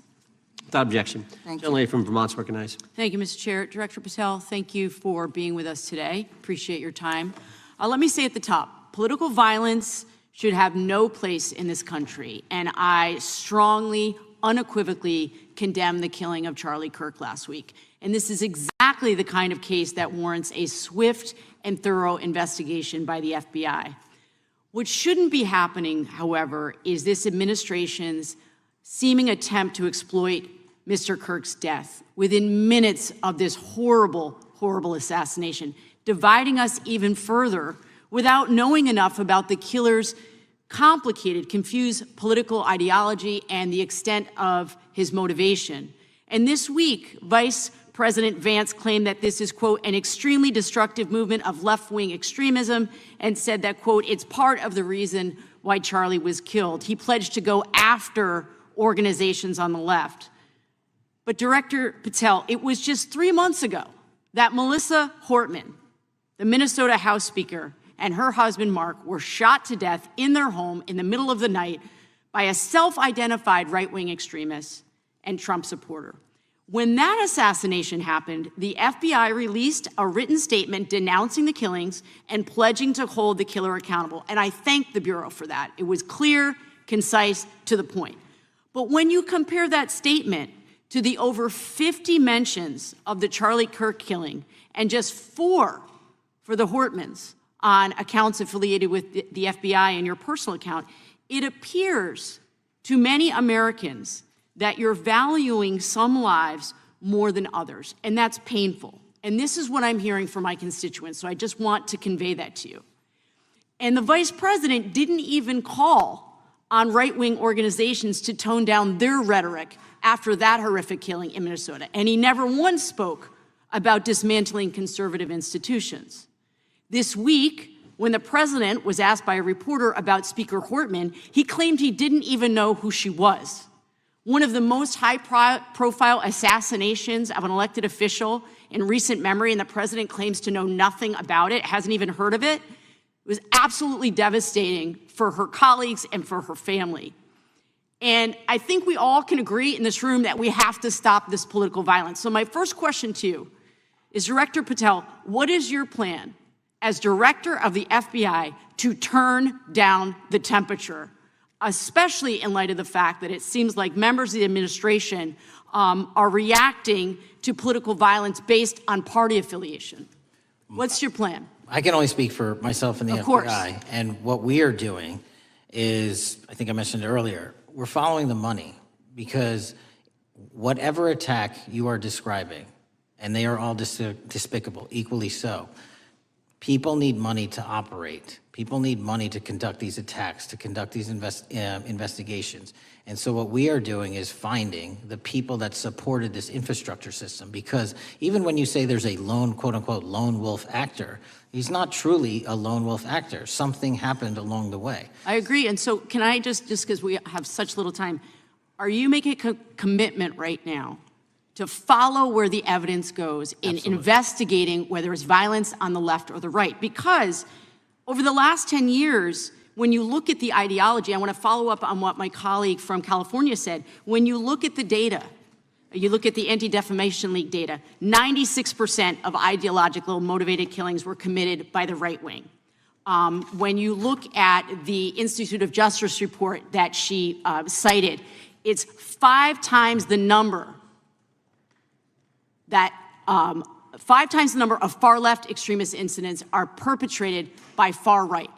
And it's been reported, and she mentioned this, that as of September 12th, 2025, just 2 days after Charlie Kirk's killing, that the DOJ removed that report from the DOJ website. That's why Americans are concerned that there seems to be a separate system of justice, that if you are a Republican and you are attacked, you will get the full weight and authority of the FBI and this administration. But if you are somebody serving in the Minnesota State Legislature and you are assassinated in your home, that the response is different.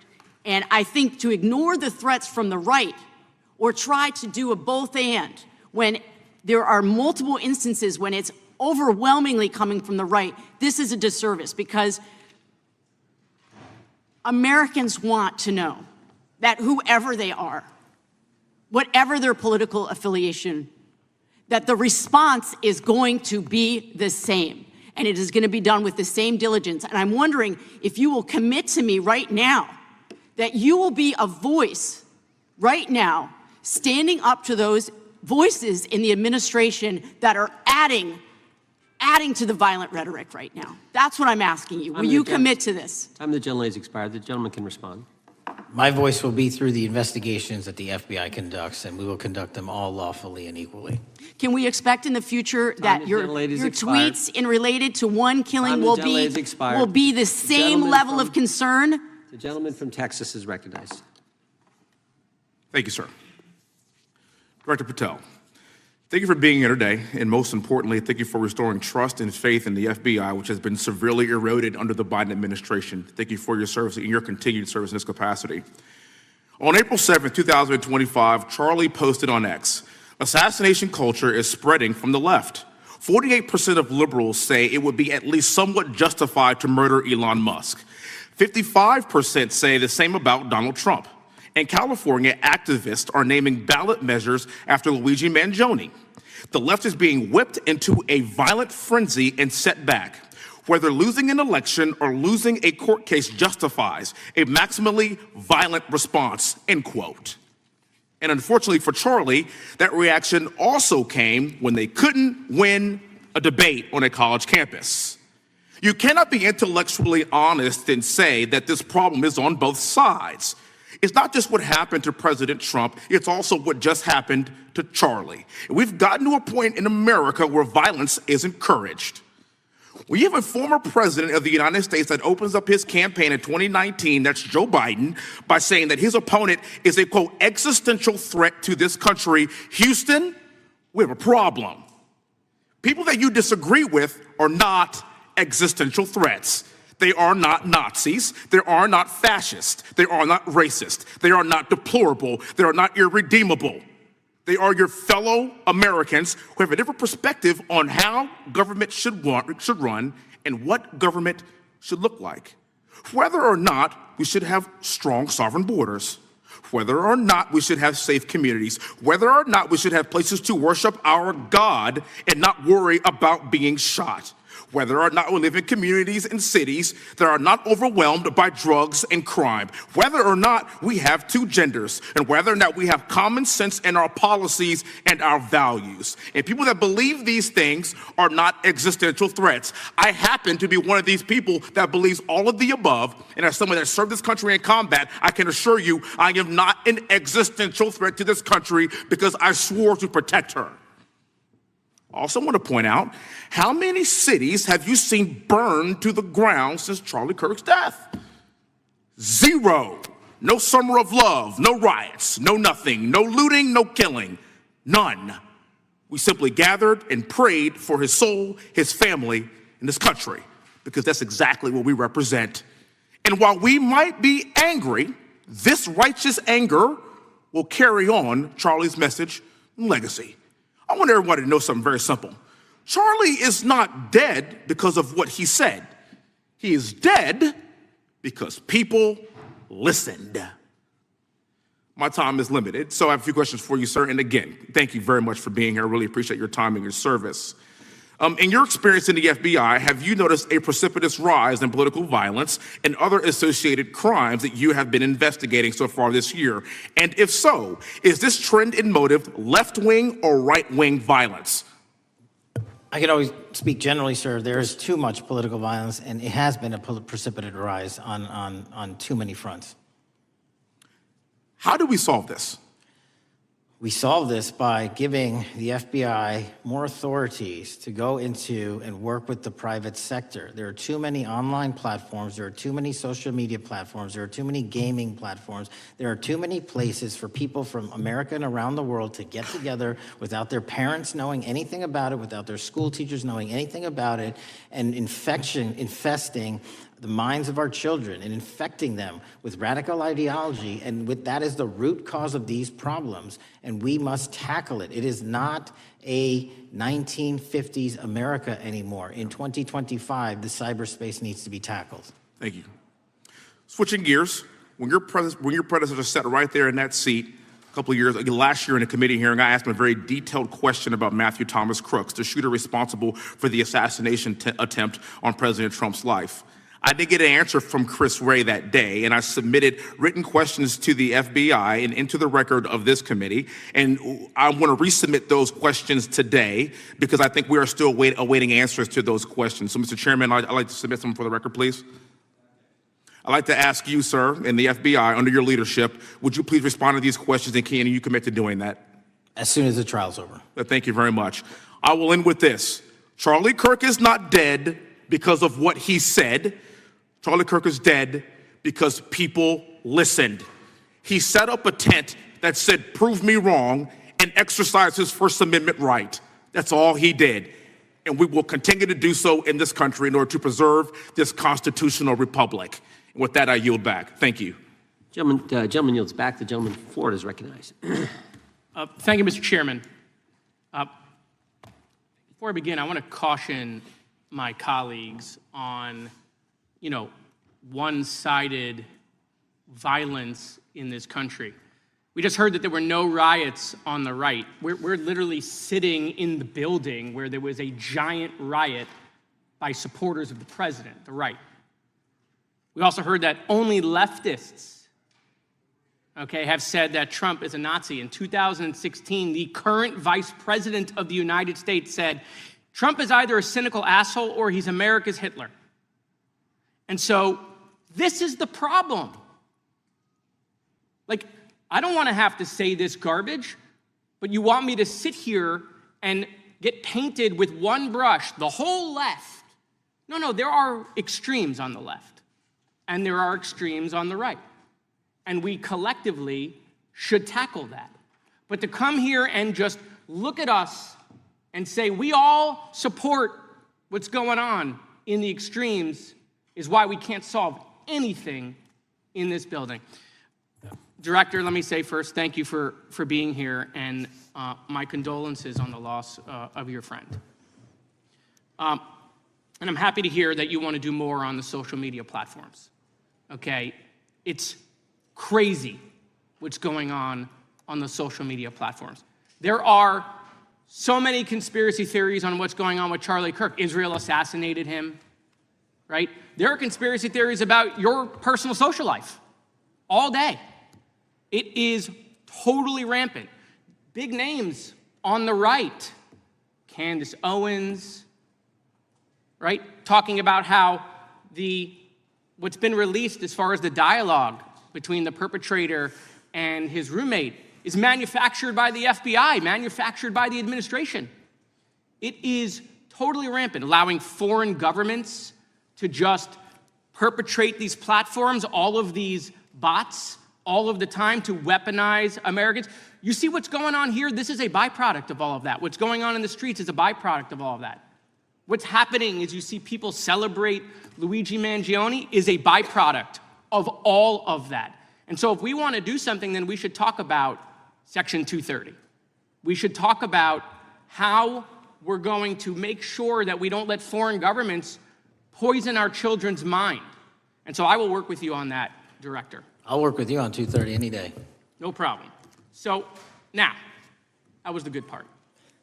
I want to take your attention back a second, okay? Breaking news. Kash Patel is nominated to be the FBI director. Dan Bongino is nominated to be the number 2 at the FBI. MAGA celebrates, rejoices, bells are ringing out. The team, Patel, Bongino, that sought out every podcast microphone to talk about the Epstein list. The names are finally going to get released. It begins. They produce white binders. Phase 1 with the podcasters. This is not actually one of them, of course. I made this. Your name's on it, right? And the names are going to come out. Pam Bondi says the list is on her desk. Then a memo comes out all of a sudden and says, there's no list. Oh, no. No phase 2. Phase 2 binders never happen. You said the conspiracy theories around Epstein just aren't true. They never have been. And yesterday, in an answer to Senator Kennedy, you said the FBI is not in possession of any credible evidence that Epstein trafficked girls to anyone but himself. So according to your testimony yesterday and in this committee, according to the evidence the FBI has, the number of names on the list are 0. No, zero. The index has been released, and the number of people involved in that trafficking operation were charged in 2018. Other than Epstein and Ghislaine Maxwell, your testimony in the Senate and here is that according to the evidence you have, the number of other names is 0. That were charged based on credible evidence. Well, who are the other names? Give me the other names that weren't charged. We are not releasing the names of anyone because the Department of Justice never does that of anyone that didn't have any credible information to attack them. Let me move forward. The president has, you've seen the picture of the woman's body with the writing and the president's signature. The president says that's not his. Okay? President says it's not his. The Republican colleagues say it's not his. The administration say it's not his. Will you be opening up an investigation into the Epstein estate for putting out a fake document with the president's signature linking him to the world's largest pedophile ring? Will you be opening that investigation into that? On what basis? On what basis? They literally put out a fake document, according to the president, with a fake signature. It's a forgery of the president of the United States signature. That's the basis. Sure, I'll do it. Okay, I look forward to that investigation. Am I over? Thank you, Mr. Chairman. I appreciate your diligence. Gentleman's time has expired. Chair now recognizes the gentleman from California. Director Patel, as you know, my state, California, is home to the worst public infrastructure failure in U.S. history, known as California High-Speed Rail, although the name is probably a misnomer. Earlier this year, I joined your counterpart at the Department of Transportation, Sean Duffy, doing a compliance review of the federal money the state has received, and the outcome was that the state has not complied with the terms of its billions of dollars in funding because it hasn't actually built anything. And so that federal funding has now been cut off, but a lot of us in California still have questions as to where all the money went. We're 17 years in to this project, and absolutely nothing has been built. Not a single bit of track has been laid. There are no stations. There are no passengers. And the plan initially was to have the whole thing, LA to San Francisco, done by 2020 at a cost of $33 billion. Yet here we are in 2025, nothing has been built. And according to the New York Times, the project won't even be completed completed this century, and the total cost is now estimated to be over $130 billion. So I just wanted to ask you, do you think this is something that bears scrutiny, or can you confirm whether there's any kind of investigation going on at the FBI? The FBI certainly can't investigate incompetence, but the FBI certainly can investigate and does investigate waste, fraud, and abuse. And so if we have any information that indicates that that happened in this situation or anything else, we'll look at it. Thank you very much. We've also, been talking some today about the issues that occurred at the border. This country, especially unaccompanied missing children, that number has drastically reduced because the coyotes that smuggle these children for their criminal activity are the same ones that smuggle in narcotics, or the same one that traffic older age women. They're all interconnected, and because of the sealing of the southern border by this administration, that has come to a near halt. That is a very important point, that we have seen far fewer victims of human trafficking because we've finally prioritized border security. And by the way, you have children who are getting rescued because of the immigration enforcement activities that unfortunately some politicians in my state are trying to stop, thereby stopping those kids from getting rescued. We've seen, of course, a substantial reduction in crime here in Washington, D.C. since the FBI and the National Guard got involved. I'm kind of asking you to state the obvious here, but what is the mechanism there? Why have we seen a reduction of crime when D.C. has had such a huge crime problem for years, and then almost overnight we see such a big difference? Because of the dedication and resources from President Trump's administration to utilize all federal, state, and local assets in a heavily crime-ridden area. I mean, if we did not have a crime-ridden area, then homicides, carjackings, and gun violence would not be dropping by 40, 50, 60%. And when you allow the police, the MPD, to work with federal authorities and allow the National Guard to set up your perimeter, this is what you can do in a few short weeks. And we at the FBI, under Operation Summer Heat, have set those Phase 01 operations in motion 4 months ago, quietly at the direction of President Trump. So we are scattered across cities across this country doing just that. But we're going to need more help to complete the job. Yeah, in too many places in this country, crime has just been treated as sort of a norm, that this is the way things have to be. What's happened in D.C. shows that is not the case if we have the right policies and the right priorities. Finally, this is tragically the second time in as many years that we've had an FBI director here following either an assassination or an assassination attempt. And so since there's been some time now since from the attempted assassination on President Trump at Butler, would you say that the public's understanding of what took place on that day is fairly consistent with all of the facts as you know them, or do you believe there's still material facts that have not been made public or are not fully understood by the public? No, I think it's fairly consistent. Thank you. I yield. Gentleman yields back. The lady from Texas is recognized. Man, oh man, there has been so much today, and I truly don't know where to start. So I'm just going to make sure that we start off with a few facts. So a couple of facts that we need to make clear for everyone is that, number one, Director Christopher Wray, when he was appointed to be the head of the FBI, was appointed by Donald Trump. Now, I will agree that I definitely take issue with a number of decisions that Donald Trump makes, especially when it comes to the people that he decides to appoint to very important positions, including this one, because I did have to make sure that I wasn't going crazy. But when I say that you are the least qualified FBI director in the history of the FBI, that is real, because you are the only one that never even served with the FBI prior to joining, yet we are supposed to believe that you are the greatest thing since sliced bread. I didn't ask you a question.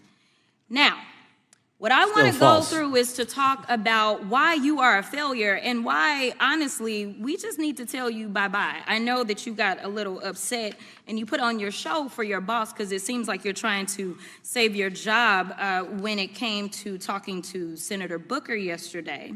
But let's go through some of your failures. So before you were even confirmed, and I think one of my colleague from Georgia, pointed out that you are already targeting career officials so that you could direct illegal firings. Mind you, these cases that you were so upset about, which are the ones tied to Trump, the cases came through his handpicked FBI director. And frankly, when people sit around and say things like, oh, you know, we're happy because now we feel safe. I don't know who feels safe in this country except for the white supremacists, because I specifically as a Black woman definitely don't feel safe. And frankly, my colleagues have been real nice to you today, and I applaud them, but I don't have the same demeanor because I know that multiple colleagues on this side of the aisle have faced death threats. In fact, somebody tried to kill one of my colleagues, and frankly, I don't know if this FBI or under your leadership, if those people would have been caught. I don't have any confidence in you. And if we start talking about the reasons that I lack confidence, we could start with you not just wanting to acknowledge some simple facts. Simple facts like the vast majority of the threats are coming from right-wing extremism. And I know my colleagues have tried to stress this, but I decided that I would maybe do it in a different way. Number one, I have a couple of UCs. Kim Buck, one of multiple Republicans receiving death threats for voting against Jim Jordan as House Speaker. Without objection. Another one, Republican lawmaker says she received death threats after voting against Jim Jordan in Speaker's race. Without objection.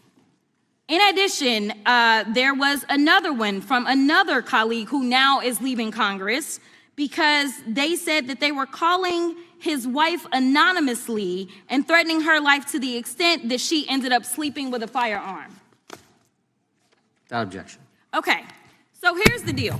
How are we supposed to have confidence when you're sitting up here telling the Senate yesterday that it will take you 14 years before you can get the FBI fully staffed to do their jobs? You're also now redirecting resources so that they can go and play ICE agents on the streets. You're getting rid of your most qualified people, and even when it came down to somebody that you consider to be a friend, you were posted up having some fancy dinner to the extent that you posted not only once erroneously, you posted twice erroneously as it relates to catching somebody, and then you want to go and say, let me take a victory lap. Because honestly, if it wasn't for parents deciding that they were going to turn in their child, it seems like y'all wouldn't have got there, even though he literally confessed online. So I'm confused about what it is that the FBI is doing except for trying to put on a show for the apprentice or whatever you want to call him. The day after all of this took place, there was domestic terrorism that was taking place at HBCUs. They were targeted. Yet I didn't hear anything from the FBI about what was going on. And again, Black people kept saying, how did we end up in this? Because the numbers are so very clear that white supremacy is a problem.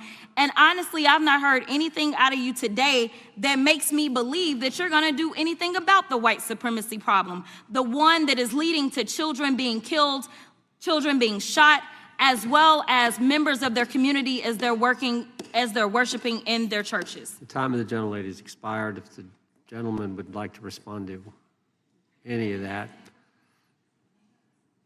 Well, I mean, I'll respond. Kash Patel, as I said when I introduced him, public defender, former prosecutor, top staffer on the House Intelligence Committee, Deputy Director of National Intelligence with the National Security Council, Chief of Staff at the Department of Defense, and FBI Director. I think that's a pretty good resume for the guy who's now running the top law enforcement agency in our country, and we've seen all the stats that he's given to the committee on how much better they're doing at getting the bad guys than the previous guy was doing.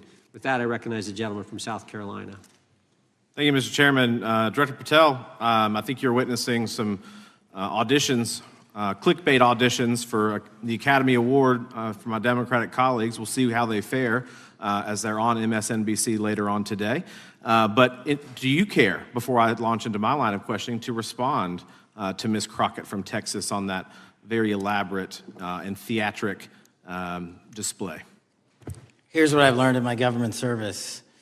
I don't give a damn what they say about me as long as I'm succeeding in the mission. We're succeeding in the mission because the men and women of the FBI have never been empowered to do more work and to hit the streets harder than by President Trump's authorities and resources he's given us. And so all I care about is that we are capturing more child predators than ever before, taking more drugs off the streets than ever before, that we are capturing murderers at a significantly historic rate, and we're delivering this country the lowest murder rate in recorded history. That are facts that you cannot dispute. But you can come at me all you want. I don't care. Thank you, Director, for that, and we appreciate your service. We appreciate the results speak for themselves, I think, pretty plainly, and your commitment not only to results, but to transparency, so we do appreciate that. Director, who was John Durham? He was a former federal prosecutor, United States attorney, and ultimately appointed special counsel in the first Trump administration. Correct, and what there was a document that he released in his findings called the Durham Report. What was the Durham Report briefly, and what were the findings very briefly? It was every special counsel that's appointed produces a report to the Attorney General. Special counsel's Durham Report largely focused on Crossfire Hurricane and included extensive summary findings in classified and unclassified manner, and we released the classified version, finally declassifying it for the American public in this committee. Correct, and you released that in July of this year. I think so. Yes, sir. Isn't it true that in the classified Durham annex, as it's referred to, that in 2016 the Obama administration obtained intelligence information from a source contained in two separate memoranda, one in January of 2016 and one in March?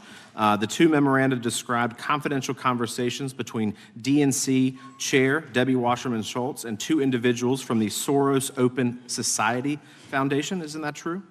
As written in the report, I'll let it speak for itself. In the Durham Annex in January of 2016, the memorandum noted in part that President Barack Obama intended to scuttle the FBI's investigation into Hillary Clinton's private email server and mishandling of highly classified information during her time as Secretary of State. Isn't that found in the report? I believe so. Isn't it also found in the report that in March of 2016, the memorandum also included references to the same Obama effort to shut down the Clinton investigation, but additionally outlined a plan to falsely connect Trump to Russia? Isn't that in the Durham Annex? I think it's in more than the Durham Report, but yes. The memo also stated in part that, quote, the Democrat Party's opposition is focused on discrediting Trump, among other things. The Clinton staff, with the support from special services, is preparing scandalous revelations of business connections between Trump and the Russian mafia. Isn't that also found in the now unclassified Durham Annex? I believe so, sir. According to the Durham Annex, based on analysis and translation of the intelligence, FBI analysts believed that special services could either mean the FBI or CIA, or the Trump dossier author Christopher Steele. Isn't that in the Durham Annex? I believe so, sir. When the Obama administration received intelligence in March of 2018, Fusion GPS was preparing open source opposition research regarding purported ties between Trump and Russians. The research was paid by the Clintons' campaign and the DNC. Isn't that open source and also in the Durham Annex? I believe both. Okay. And so also in the Durham Annex, which I found interesting, was the potential campaign plan was shared with high-ranking career officials at DOJ. Isn't that in the Durham Annex? I believe so, sir. The Durham Annex describes that in July of 2016, emails allegedly between Leonard Bernardo, a senior vice president of George Soros' Open Society Foundation, included data providing specificity on the Clinton plan in an attempt to smear Donald Trump by falsely linking him to Russia. Isn't that in the Durham report? I believe so. And so, briefly, this additional evidence that you've unclassified and released to the American public, what does that purport to show or augment about the Durham report that you can share with the American people? Put simply, that the FBI was weaponized. Against a political campaign. Yes, sir. Thank you for that, Mr. Chairman. I yield back. Gentleman yields back. I have UCs. Gentlelady from Texas recognized for unanimous consent. Yes. First one is Russia's ghostwriter hacker group takes aim at German election. This is from Politico. Objection. The next one is Director of National Intelligence, 30 days until election 2024, which specifically states that our assessments about activities and goals of Russia, Iran, and China are unchanged from earlier election security updates, and that they were meddling. Without objection. And I've got three more. The last three are that how Russia is using artificial intelligence to interfere in elections. Moscow's attempts to interfere in U.S. and other elections are nothing new, though their tactics and strategy are constantly evolving. Objection. The next one is Russian interference coming soon to an election near you. Russia pursues a systemic strategy of undermining elections and influencing public opinion in the West. EU and NATO countries must recognize that Moscow often acts through agents within their own borders and build resilience to such interference. What's the source? This one is CarnegieEndowment.org. Okay, without objection. Thank you. The gentlelady from North Carolina is recognized. Thank you, Mr. Chairman. And Director Patel, I'm glad that I'm going a little out of order here because I'm going to pursue some of the things that you were just talking to Mr. Fry about and remind you about your confirmation hearing. At your confirmation hearing in January, you said under oath, and I quote, "There will be no politicization at the FBI. There will be no retributive actions taken by the FBI should I be confirmed." And in your written response to the Senate questionnaire, you said, I quote, "Personnel decisions shall be based on performance and adherence to the law. And every FBI employee will be held to the absolute same standard and no one will be terminated for case assignments." So I want to just go through a couple of scenarios with you to get a sense of whether you think these are examples of politicization of the FBI or making decisions based on the performance and adherence to the law. So, first question. Would hiring FBI agents, analysts, and supervisors from only one political party being politicization of the FBI or making personnel decisions based on performance and adherence to the law? We don't ask FBI people, applicants, where their political parties are. Mr. Patel, do you ask FBI applicants who they voted for? The FBI does not. Are you aware that in the lawsuit that Mr. Driscoll filed against you and the FBI, he was asked who he voted for? Since that lawsuit has been filed, that's ongoing litigation, I'm not able to comment. Well, but it also means that you just said that what happened in his situation didn't happen. So we will go on to the next question. Let me ask you an even easier one. Does firing agents for working on the cases that they were assigned to and that the president didn't like, is that politicization of the FBI or making personnel decisions based on performance and adherence to the law? The FBI doesn't terminate anyone based on case assignments alone. Has the FBI ever been sued by somebody who felt that they were terminated based on case assignments? In the entire history of the FBI, I'm sure they have. No, since your tenure. I'm sure there's ongoing litigation. Yes. In fact, there is ongoing litigation. And in fact, people have been asked who they voted for. And in fact, you are running an FBI for the President of the United States rather than the people of the United States, because my questions were not hypotheticals. They are the things you have done during your tenure. And according to a lawsuit filed last week by long-term FBI agents, you fired former acting director Brian Driscoll. He had served with the Bureau for nearly 20 years, earned a Medal of Honor, Medal of Valor for bravery during the dangerous ISIS raid, and had a wealth of crisis response experience and led the FBI's critical incident response group. When the Trump administrations interviewed Mr. Driscoll for that role, they interrogated him about his political leanings and who he voted for in the last 5 elections. Questions Mr. Driscoll refused to answer because those types of questions impermissibly politicized the FBI. You also fired Steve Jensen, who served the FBI for nearly 2 decades and ran critical terrorism, counterintelligence, and organized crime operations, whom you once described as embodying what the American public demands of the FBI. But he was fired because he took part in investigating crimes committed on January 6th. And Trump's MAGA base lambasted you online for keeping him at the FBI. So he's no longer at the FBI.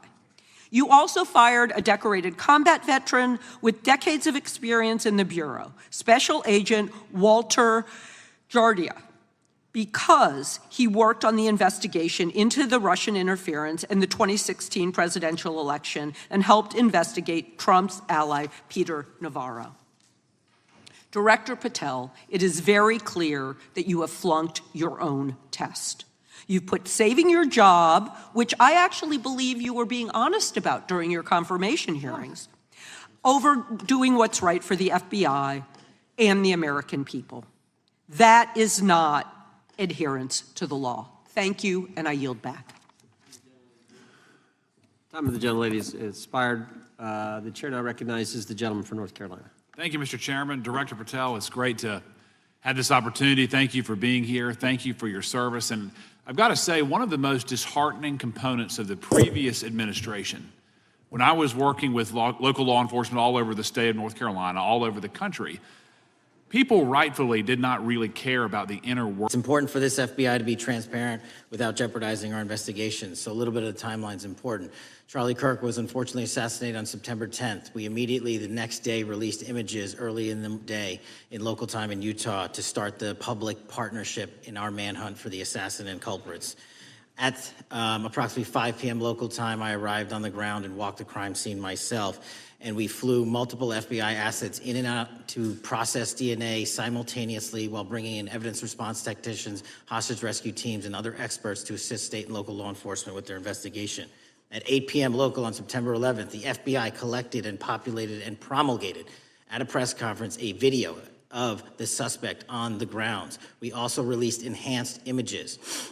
Due to that release that I directed and ordered, the suspect involved was apprehended and in custody at 10 p.m. local time. That's less than 2 hours after we did the video release and the photo release. So within 33 hours, that individual suspect was in custody. And his family, who has since been interrogated, specifically stated to FBI interrogators that because of the video that the FBI released at my direction and because of the photographs that they released, they identified their son, they confronted their son when he swung by their home, and that's what led to his apprehension.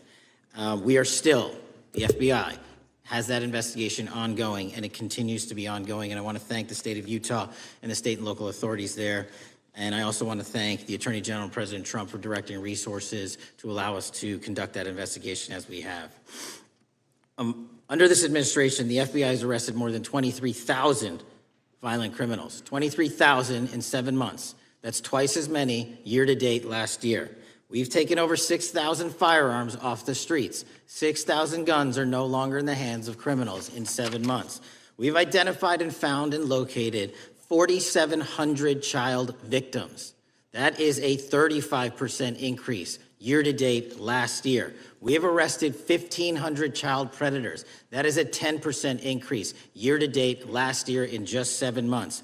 We've assisted our partners with countless counterterrorism operations around the world. We've captured, at the FBI, 4 of the most top 10 wanted fugitives in the world in 7 months. To put that in perspective, that's as many as my predecessor nabbed in the entirety of the Biden administration. We got 4, we got more coming. On top of that, in 2 weeks, thanks to the help of the CIA, we collected and captured one of the individuals responsible for the horrific Abbey Gate bombing that led to the murder of 13 service members. We did that in 2 weeks.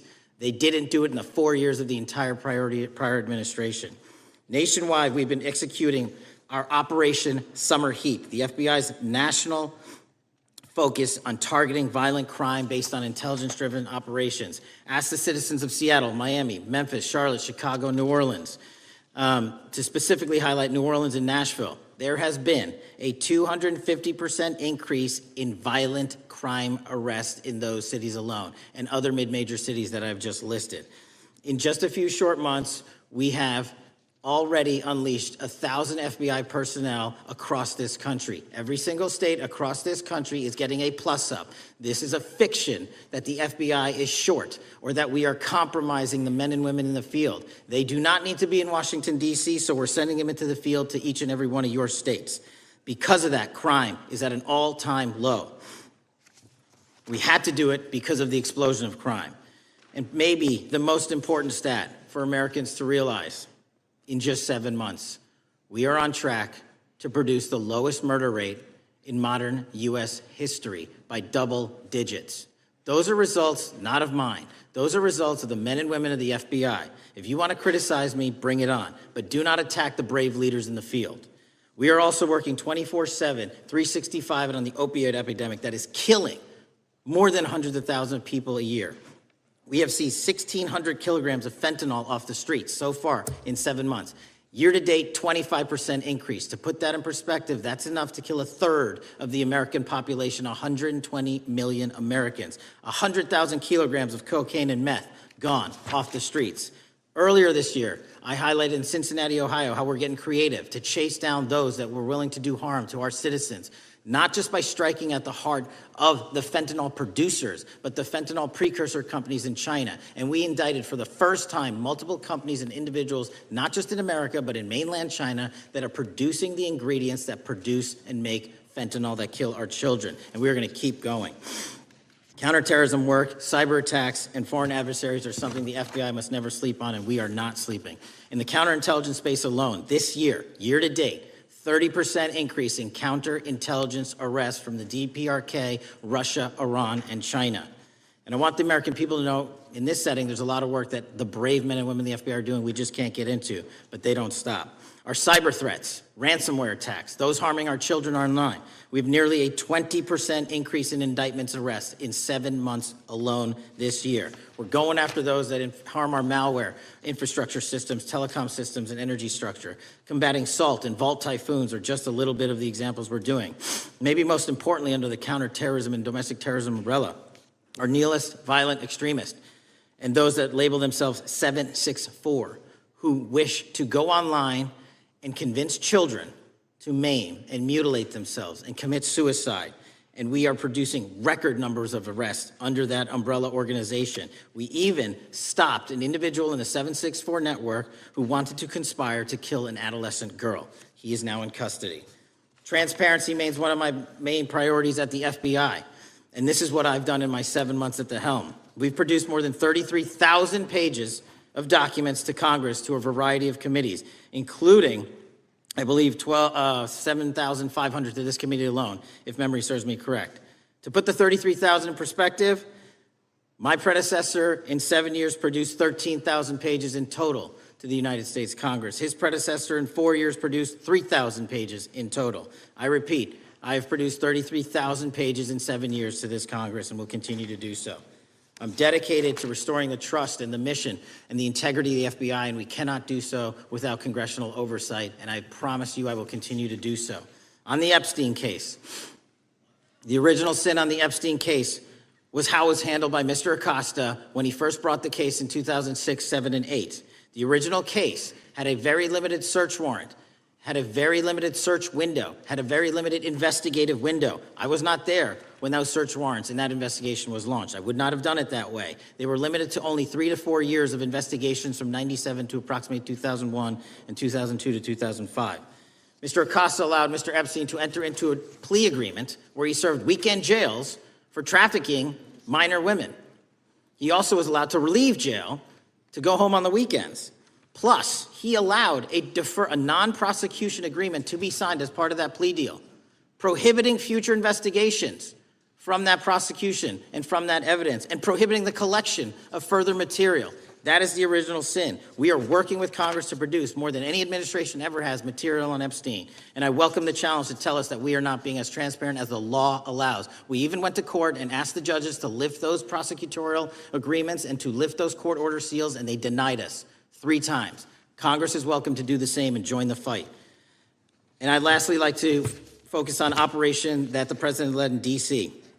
Because of this, we are taking this fight in D.C. to every single city across the country. 2,100 arrests in the last month alone. D.C. has seen a 60% decrease in gun crimes, 75% decrease in carjackings, and 53% decrease in homicides in our nation's capital. And rightly so. We're bringing that fight to the streets of America. I want to thank you for your support, and I'm proud to be the director that leads this FBI into a new headquarters building that they've needed for decades, saving the taxpayer $3.5 billion and also providing our workforce a safe environment. If you don't know the calamity that is the Hoover Building, I invite each and every one of you to walk around. I'll give you a tour myself, and you can see where the cement falls on the heads of our employees that is only to be saved by netting. Just to give you an example. Thank you for support to our mission. And I do want to highlight one thing about D.C. It's because the FBI gathered sources and evidence that we were able to, through our source network, identify the horrific murder of the D.C. intern, Eric Tarpinian. And I've spoken to his family, and we are working to bring them justice. And Mr. Chairman, in my 16 years, now my 17 years of government service, if anyone has any questions about my service, bring it on. Yeah. Thank you, Director. We will now proceed under the 5-minute rule. The chair recognizes the gentleman from California, Mr. Ison. Director, delighted to have you here. You are a breath of fresh air. As you outlined, and I won't repeat it, the accomplishments, you did so with the same resources as your predecessor, roughly. Is that correct? I believe so, yes. And so how much of that has to do with taking people out of the backside of the FBI and moving them into the field, into doing the job for which we primarily pay the FBI? It's exactly what we needed done. 1/3 of the FBI's workforce resided in the National Capital Region before I got there. 1/3 of the crimes do not happen in Washington, D.C. Not anymore. Not anymore. So 1,000 personnel of the FBI were deployed across this country on a permanent basis, and every single state in this union is getting a plus up, not a reduction, a plus up of 1811s of intel analysts and support staff. And that is why the crime rates are going down in record numbers. Thank you for doing that, and it's perhaps the hardest thing for a bureaucrat to do is to lower the head count around them that support them, and I appreciate your willingness to do it different than your predecessor. A lot of what you covered earlier was the find, the discovery, and then the prosecution that is done by the DOJ. But I want to talk a little bit about the prevent side. On the Charlie assassination, sir? No, on all of these. Okay, for example, and I'll bring it up before the Democrats bring it up, January 6th. January 6th, we now know, because of your find, that in fact there were people involved who were not just observers but participants who in fact, it's been alleged, and I personally believe, in fact, were part of promoting, perhaps even the one woman who died, encouraging her to walk through a door that led to her death. When you see that kind of activity, and you know it was done under predecessors with full knowledge, whether it's January 6th, where embedded people crossed the line, or any other activity, including obviously the Russian hoax that we're now dealing with up in front and center. My question to you is, what can you or others do to prevent it from occurring again? Not on your watch, but on future watches. How can we know that this won't happen again the moment you leave the FBI? It's simple. What I'm doing through our leadership cadre is having FBI agents do what they were trained to do, not what they were not trained to do, not put them in situations that both harm them and the public. We're also utilizing our SORT networks and prioritizing the threat structure to go after the narco traffickers, the counterterrorism people, the counterintelligence threats, and the cyber threats. That's what they were trained to do, and that's what we're letting them do.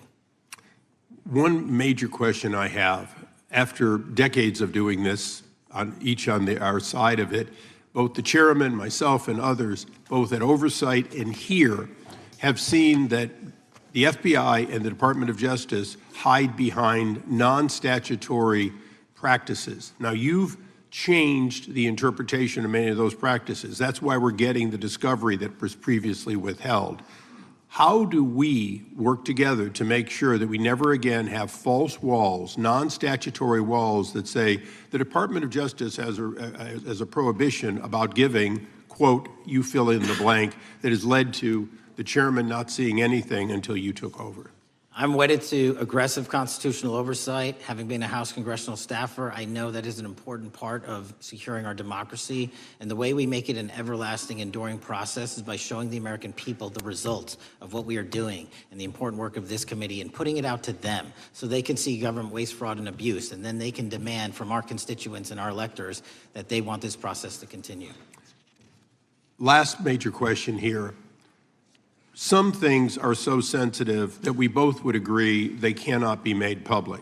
Will you commit to this committee when it is too sensitive to disclose that you would at least make it available for in-camera review by the chairman and ranking members or others designated? I have done that and I will continue to do that. Well, thank you, Mr. Chairman. This is a breath of fresh air.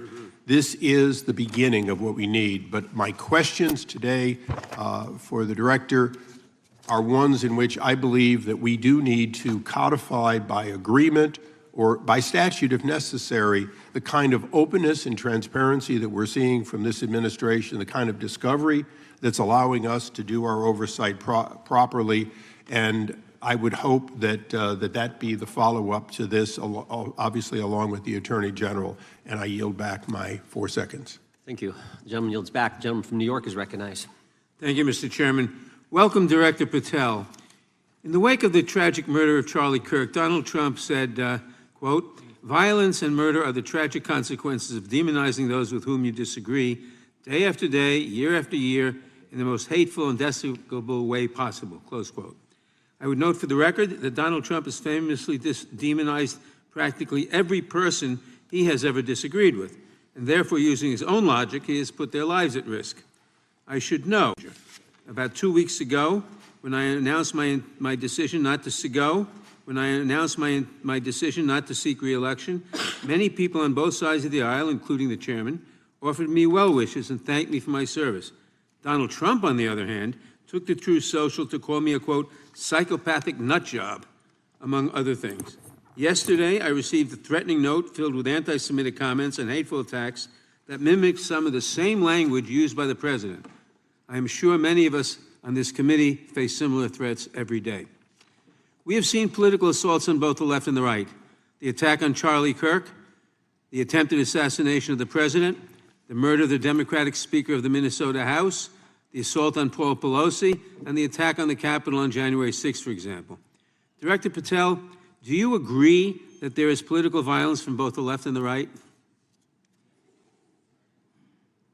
There's too much political violence. Do you agree, yes or no, that there's violence? There is too much political violence based on ideologies from either side.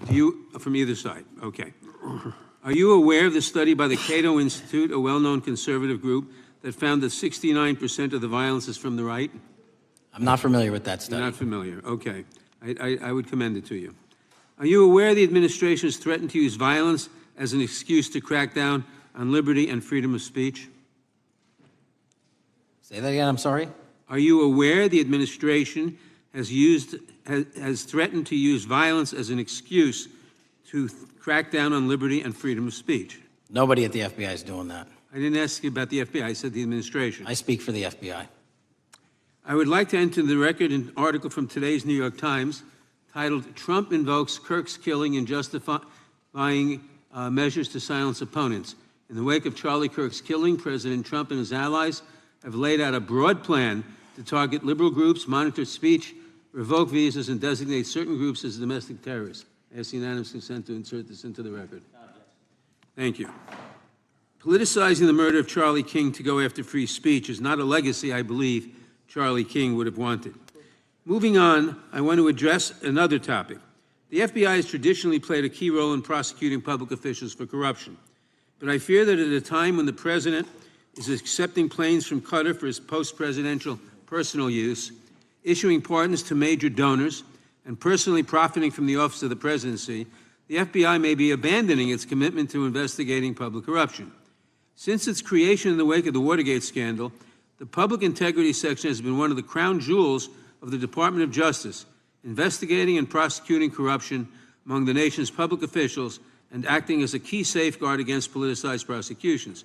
This section's work has been supported by an elite squad in the FBI devoted specifically to rooting out corruption. But according to reports, The public integrity section has now been decimated, and the FBI's public corruption squad has been dismantled. I would like to submit for the record a New York Times article entitled, FBI Dismantles Elite Public Corruption Squad. I ask unanimous consent. Thank you. These actions are an invitation to corrupt politicians to break the law, since they know that the government is asleep at the switch. Last month, Senator Warren and I, along with dozens of other members of Congress, wrote to you and Attorney General Bondi expressing grave concern over your decision to effectively legalize corruption and to politicize prosecutorial decisions.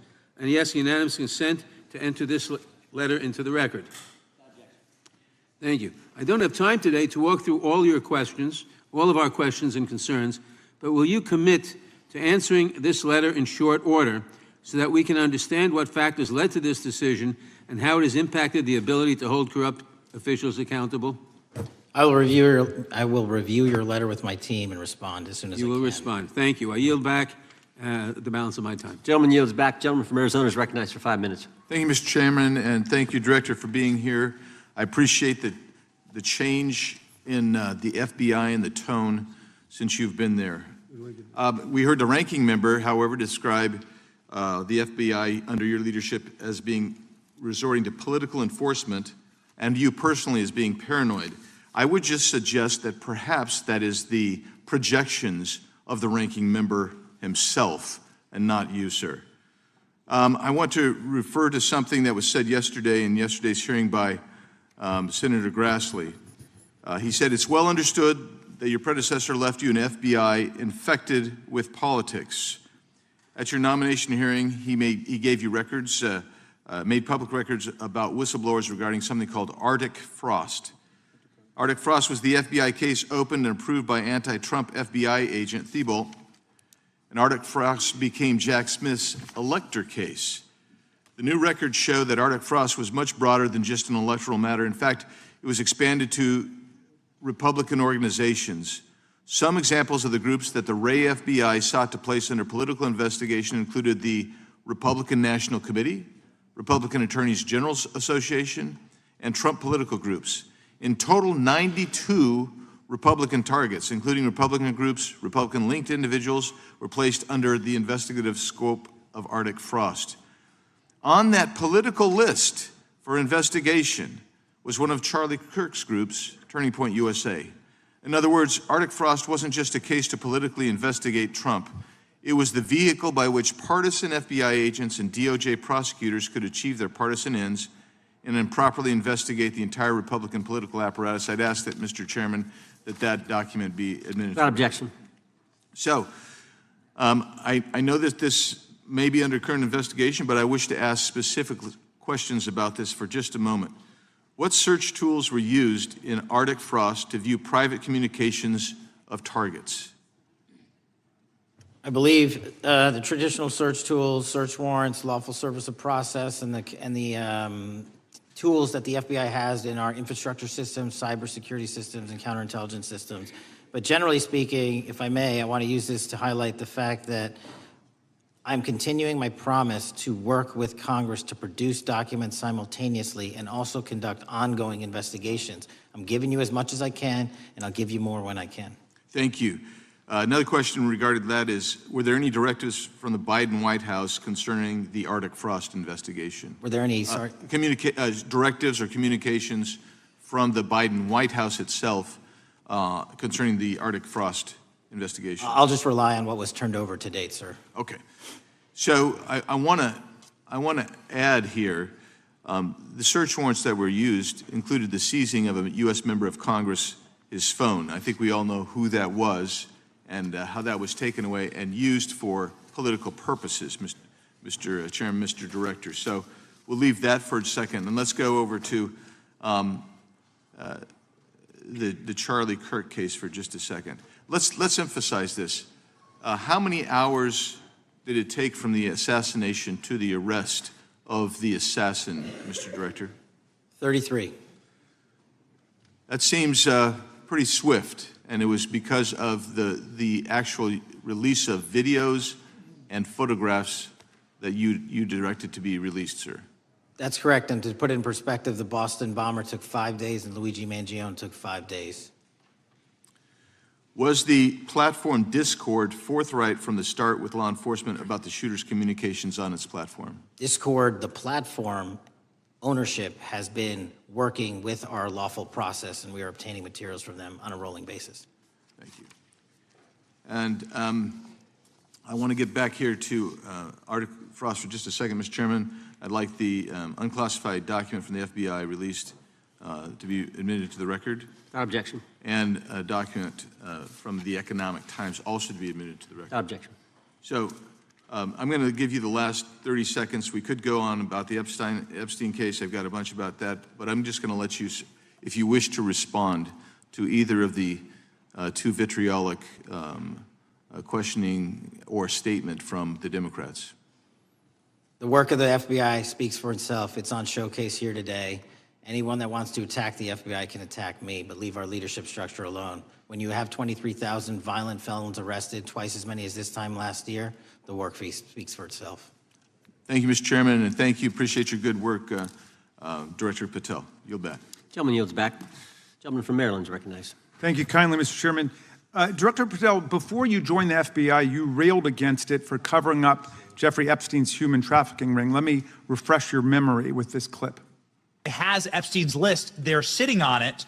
That doesn't seem like something you should do. You're protecting the world's foremost predator. That seems like an evil thing to do, regardless of who may be embarrassed in the release of that list. Why is the FBI protecting the greatest pederast, the largest scale pederast in human history?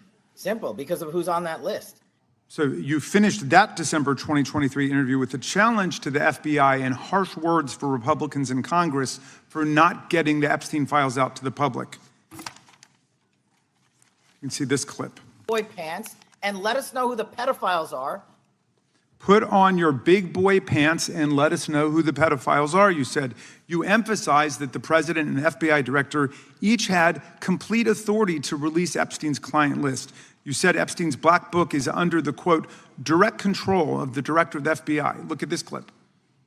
This is way off the topic, but who has Jeffrey Epstein's black book? Black book. FBI. But who? That is, I mean, there's... Oh, that's under direct control of the director of the FBI. All right, so you were sworn in as director more than 200 days ago. Now the black book is under your direct control.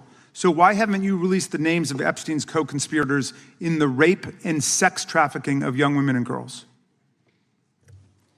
The Rolodex, which is what everybody colloquially refers to as the black book, has been released. Oh, no, you're talking about what the journalist got 5 years ago? No, that's not what we're talking about. We're talking about what you were talking about there, the black exactly book what I under was the direct talking. control of the FBI director. We have released more material than anyone else before. The Biden administration, Obama administration had the exact opportunities to release this material, and they never did. And if you are telling the men and women of the FBI, Why we're not have you going after changed your child predators. position? Hang on, you said we're not going after child predators. 1,500 child predators arrested this year, 35% increase, I'll reclaim my time. 4,700 child victims Mr. Chairman, I'm going to found. reclaim my time if you could instruct the witness. Why have you changed your position? There you were saying it's under the direct control of the FBI director and all of it should be released. Why have you changed your Everything position? that has been lawfully permitted to be released has been released. And as I told you, the investigation was limited. And let me make something crystal clear. I never said Jeffrey Epstein didn't traffic other people, other women, and they're not other victims. This is the investigation we were given from 2006, 7, and 8, and the search warrants from 2006, 7, and 8. That's what we're working with. Well, wait, have you released all of the stuff that the FBI has seized from Epstein's house? The computers, the emails, the file cabinets, the documents? What about the financial records? Have you released all of that? Everything the court has allowed us to Which release. court are you talking about? 3 separate federal courts have come in and said. We're talking about the evidence you've got. It's got nothing to do with what those courts have. Do you have any idea how the law works? Do you want me to break the law in a federal judge's order? No, I want you to follow your own word, Director Patel. You said up there it was under the direct control of the FBI director. He had the black book. Everything I have direct control over, we have gone to court. You haven't. Complete your sentence. Everything you have direct control over, you said. Have gone to court, and everything we have direct control over. Complete your sentence. You said everything. Release. We're releasing. He'd like to complete his answer.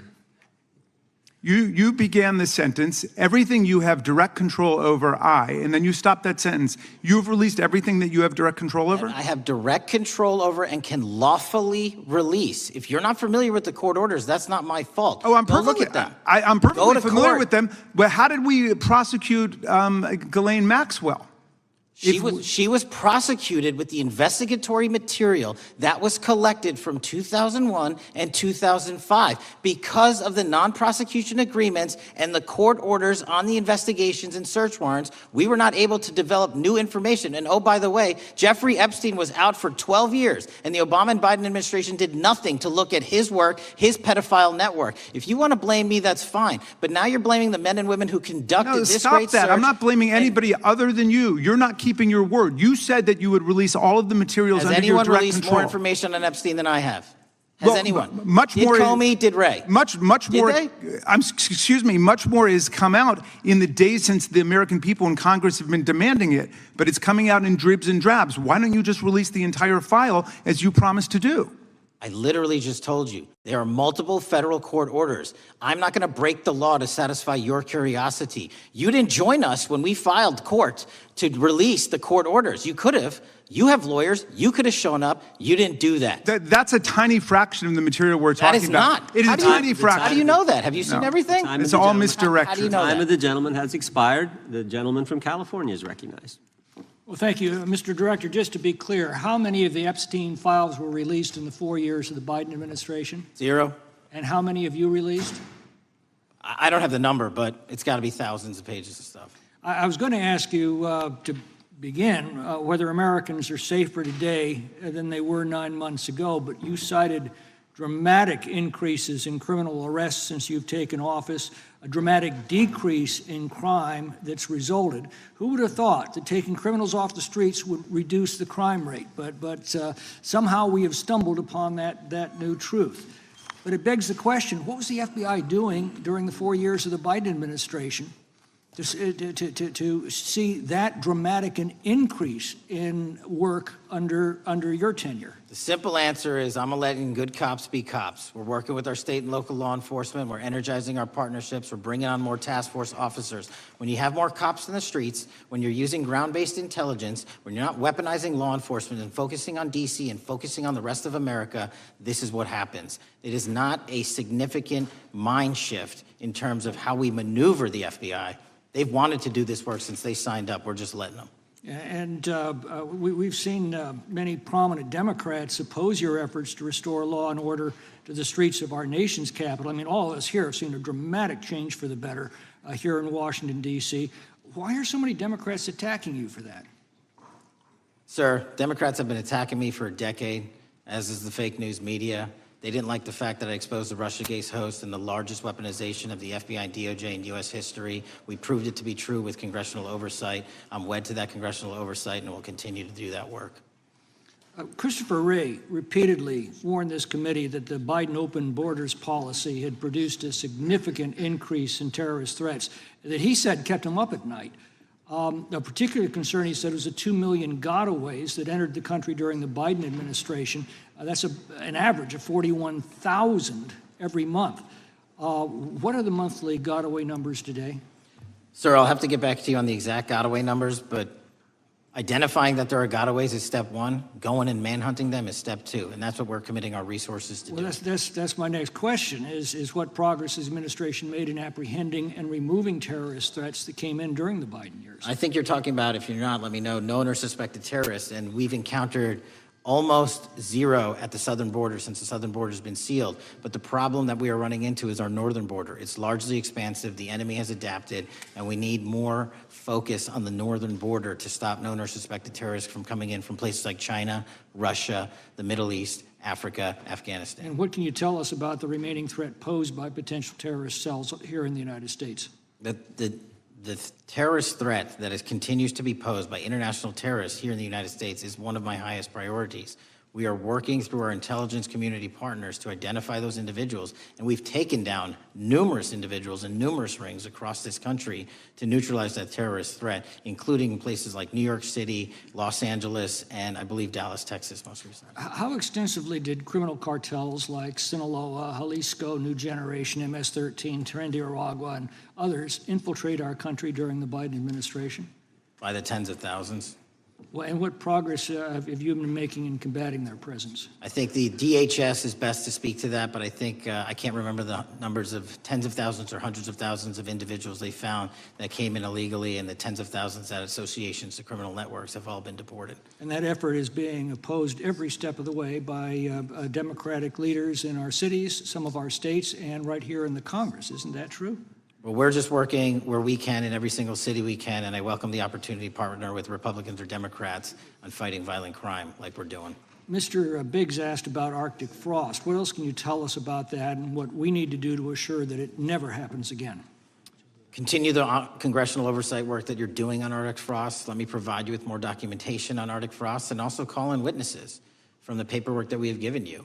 You have that right, and the American public deserves to hear what those people have to say. As for my ongoing investigation, there's not much I can say. What role did the FBI play in suppressing the Hunter Biden laptop story during the 2024 election? Off the top of my memory, sir, I believe the FBI was in possession of verified information from that laptop, and it was improperly publicized that they did not have information and masked it as Russian disinformation. We now know that was categorically false. I don't know why the FBI did that, when they did that, but we've released all the materials related to that. Thank you. Gentleman yields back. The gentleman from New York is recognized. Mr. Goldman. Mr. Patel, does Donald Trump appear anywhere in the Epstein files? I'm sorry, could you say that again? It's not a complicated question. Does Donald Trump appear anywhere in the Epstein files? I didn't say it was a complicated question. I just didn't hear you, so my apologies. We have released where President Trump's name's in the Epstein files and everybody else, and all credible information that we are legally allowed to release has been released. All right, so let's go through that. You're referring to court orders that prohibit you from releasing grand jury testimony under Rule 6E. Is that what you're referring to when you say as the law allows? That's a piece of it. Really? What other evidence do those three court orders you cited prohibit from being released? Information that was collected pursuant to those search warrants that were limited in fashion. Wrong. That's not what the court order says, and that's not under 6E. And you're talking, and I said that's 6E, and I said there was others, and I'm answering that. There are sealed court order documents. There are protective orders. They are unsealed as part of discovery given to Ghislaine Maxwell. They are no longer sealed. That's just not true. We can argue about it all you want. Okay, well, you agree that there are, so your testimony here is that the reason why you are not releasing all of the videos that you have acknowledged, there are so many, and that the FBI spent thousands of hours of reviewing, the photographs, and the photographs that you have. You're saying that you're not releasing those because there's a court order requiring them to be sealed? Is that your testimony? Never said that about the videos. On the totality of the videos, of the thousands of images that were seized pursuant to the search warrants executed at the time,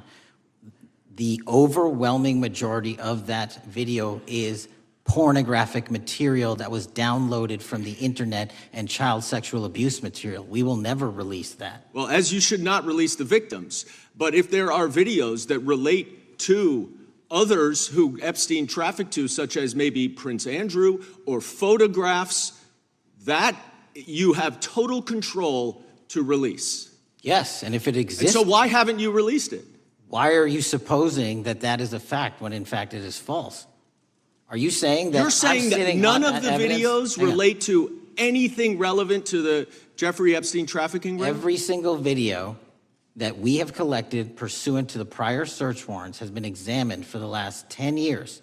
And every single video has been utilized for whatever prosecutions were able to be legally brought. I'm not asking about prosecutions. I'm asking about why you aren't releasing the full Epstein files, including the names of people who were involved in the sex ring that you promised to do before you became FBI director. I just told you, I'm not going to release downloaded porn of I'm not children on asking the about internet. that. Fine. I'm asking about all the other files. What other videos? Tell me. Tell me. That's what I'm asking. Tell me. You're saying there are no videos that would be relevant to anyone else involved in the Jeffrey Epstein sex ring. Pursuant to Mr. Acosta's collection of information based on the search warrants. That's all we have in our possession. And I'm asking you, that stuff. That's all we got. I'm not asking all you got. I'm asking you, in that stuff, there's nothing that's related to any other any other people engaged with Epstein in underage sex. That's correct. To my knowledge, no. Okay. Let's talk about the witness interviews. 302s of witness interviews. Those are not subject to the court order. Those are not subject to any fictional sealed order for a search warrant. Why aren't you releasing those with the redacted names of the victims? We are releasing as much as legally allowed. That's why we went back to the courts. How is that not legally allowed? Sir, do you know how court orders work? Do you know how protective orders Actually, work? Do you know how Mr. sealing Patel, orders I was work? a real prosecutor for 10 years. I know exactly how. So I was a court fake one? orders. And I want to understand what the court order prevents you from releasing witness statements that the FBI took. You should know that as a real prosecutor, when the court hand downs a protective order and a motion to seal, the material is sealed unless that Your judge testimony waives here it. is that all of those witness statements are under a court order, a protective order. We are providing everything we can legally provide. No, that's not my question. My My question is, why are those witness statements that are not grand jury testimony, that if they were under a protective order are no longer under a protective order, why are they not being released? How are they not under a protective Why order? are you not going to the court like you did for the grand jury testimony to unseal those records? The DOJ did go to the court. No, not on those records. Why aren't you going? You just went on grand jury. Time of the gentleman has expired. You are hiding the Epstein files, Mr. Time of the Patel. gentleman has expired. You are part of the cover-up. Can I respond? You sure can. Any allegations that I'm a part of a cover-up to protect child sexual trafficking and victims of human trafficking and sexual crimes is patently and categorically false in the work of my So I hope you will talk to them when they have requested to speak with you. Because the victims have requested and you are not responding to them. Director, yes or no, is the FBI still spying on parents at school board meetings?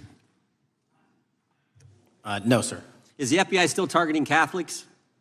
No, sir. Is the FBI still spying on President Trump? I don't believe so. Is the FBI still censoring Americans?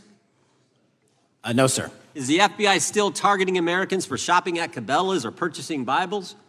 Nobody is targeted for their faith. Is the FBI still targeting Americans who are pro-life? Nobody is targeting anyone for their beliefs. Is the FBI still cooking the books on crime data? The crime data is real. Is the FBI still purging agents for conservative viewpoints? No one at the FBI has asked their viewpoints on politics. Is the FBI still labeling the Betsy Ross flag, the flag of the American Revolution, a hate symbol? No. Well, maybe that's why you've been able to, what was the number? 23,000 bad guys you've arrested, a huge increase from the same time period in the previous administration. I think you said 1,400 predators, 4,000 children rescued. Were those the facts? 4,700, 35% increase on children rescued. Yeah. And you got the guy to Abbey Gate. We got the Abbey Gate guy. We had a guy from the 4th District of Ohio who lost his life there serving our country. We appreciate that. Maybe when you're not focused on politics, you can actually do what the FBI is supposed to do. Go get the bad guys, right? That's what the men and women of the FBI do. Director, did John Brennan lie to Congress? Let me just read a couple things, actually, before you answer that.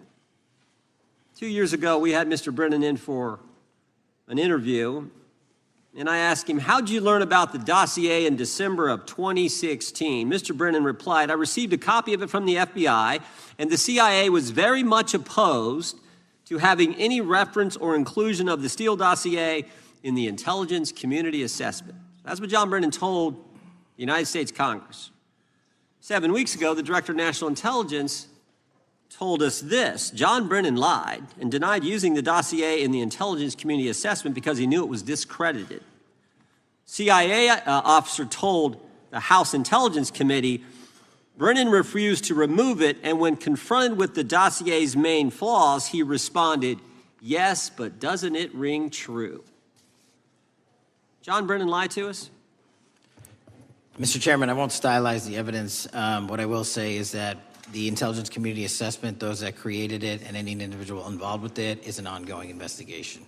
There's an investigation into what took place in December and January of December 2016, January 2017, when this whole thing started, this grand conspiracy. That is being investigated, is that right? That has been publicly announced by the department. That's been announced by the department. Did Chris Wray hide documents from this committee? You would know better than me, sir. Well, I think you told us like 700 pieces of information you've given this committee since you've been the director relative to just one incident, the Catholic memorandum from the Richmond field office. I can give you the comparison, sir. Yeah, the Catholic memo, I believe we turned over 750 documents. In Mr. Ray's tenure, I believe they turned over 19 pages. 19 pages. You've given us 700. Why would Chris Wray hide information from this committee? You'd Want have to to hazard a guess? I'm sorry? Hazard a guess why he would do that? I don't know, sir. I think maybe it was because FBI was spying on a priest, trying to get him to break the priest penitent confidence that exists. You think maybe that was the reason?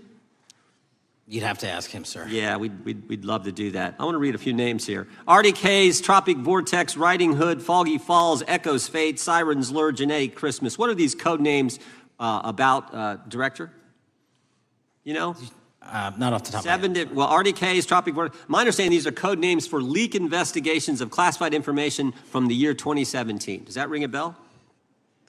In terms of leak investigations, many of those are classified and many of those are ongoing, Mr. Chairman. But we are working with you to produce documents as we close those investigations or as we declassify them. Let me ask you this question, because this is something I've wondered about, the way the FBI used to work. The way this whole thing so many of these things unfolded. Seems to me you had all these people in government leaking information that then gets reported in the press, and there's a story written about it, and then that article is then used to further the investigation and move forward with what they want to do. Did that take place back in 16 and 17? That's the exact scenario that took place in the FISA application for Carter Page and the rest of the Trump campaign. And that is frightening, because that's what the CIA is supposed to do in foreign countries. It's not supposed to happen to Americans, but it did, didn't it, Director? Yes. And not just any Americans, it happened with the President of the United States. Is that accurate? Yes, sir. Yeah, and you were the key guy in helping expose that. And I think our country will be forever grateful for what you did to let the country know that was going on involving Americans, which is not supposed to happen, and not just, again, any American, but the President of the United States. Chair now recognizes the gentlelady from California. Thank you, Mr. Chairman. I'm concerned by reports that FBI agents have been diverted from their important work on crime and anti-terrorism to work on matters that are not critical to our safety.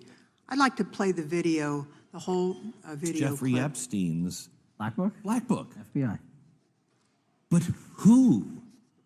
That is, I mean, there's... Oh, that's under direct control of the director of the FBI. Or So, but the Black Book, it's not just sitting, I mean, that's Hoover power times 10. And to me, that's a thing I think President Trump should run on. On day one, roll out the Black Book. In contrast to that attitude of let it all out, we're getting reports of actions that run contrary to getting everything out and that also involve diversions of FBI resources. For example, an FBI whistleblower reported that you were pressured by the Attorney General to place 1,000 personnel on 24-hour shifts to mine roughly 100,000 Epstein-related records to redact President Trump's name from the files. Bloomberg reported this, that you directed FBI special agents from the New York and Washington field offices to join the Bureau's FOIA employees in Winchester and another building a few miles away, and that while reviewing the Epstein files, FBI personnel identified numerous references to Trump in the documents and people familiar with the matter said that Trump's name, along with other high-profile individuals, was blacked out. Now, the New York Times reports, and this is a quote, Justice Department officials diverted hundreds of FBI employees and federal prosecutors from their regular duties to go through the documents at least 4 times, including once to flag any references to Mr. Trump and other prominent figures. Details of the review were based on accounts by 3 former FBI and Justice Department officials who spoke on condition of anonymity because of fears of retaliation, and further that the FBI finished after they finished its review of the files and materials, was sent to a team of Justice Department lawyers who double-checked the FBI's redactions and, quote, were instructed to flag any mentions of Mr. Trump and other celebrities. Now, I have 3 questions for you, Mr. Patel, about this. First, how many times did President Trump's name appear in the Epstein files? Was it more than 100, more than 1,000? Were the agents who were pulled from their duties to redact the president's name from the Epstein files working on criminal cases or national security cases or child sex trafficking cases? And are the number of agents that have been reported diverted for these purposes, is that accurate? No.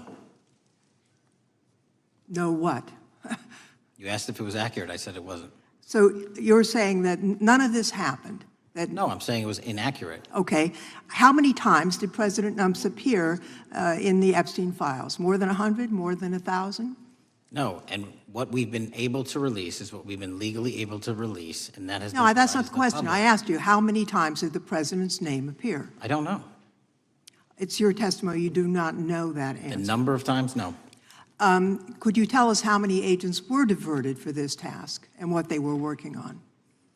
When you say diverted, you make it seem as if agents were pulled off what they do all the time.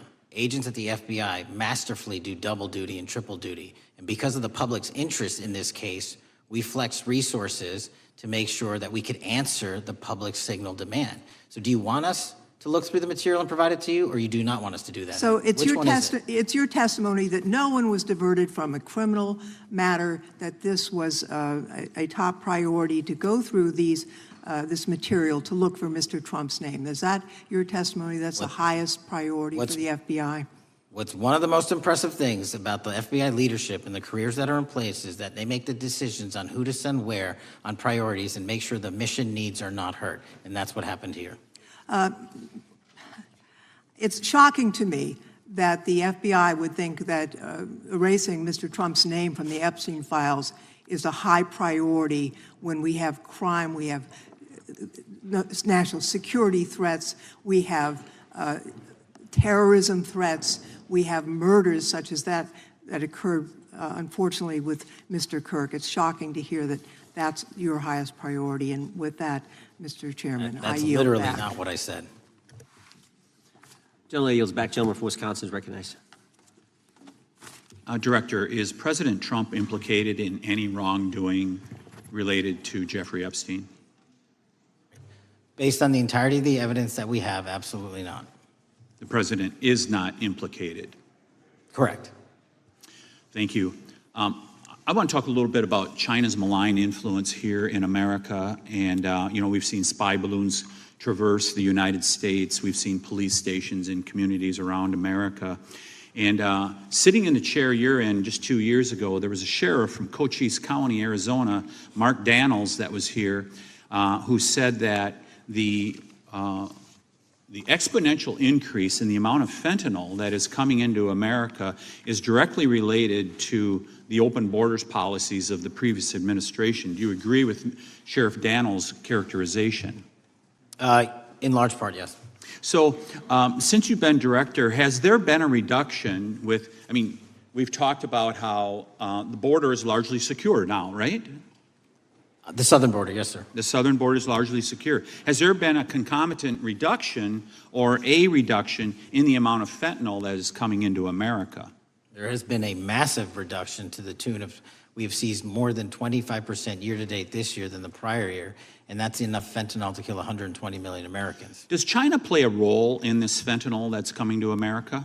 As I stated in my opening, sir, what they do and the companies in China, mainland China, do is produce the precursors and the cutting agents that they ship overseas through various countries into the Mexican drug cartels who produce it. So they basically are the cooks in terms of the ingredients. Tell us, what is the FBI doing to stop China from delivering death to America?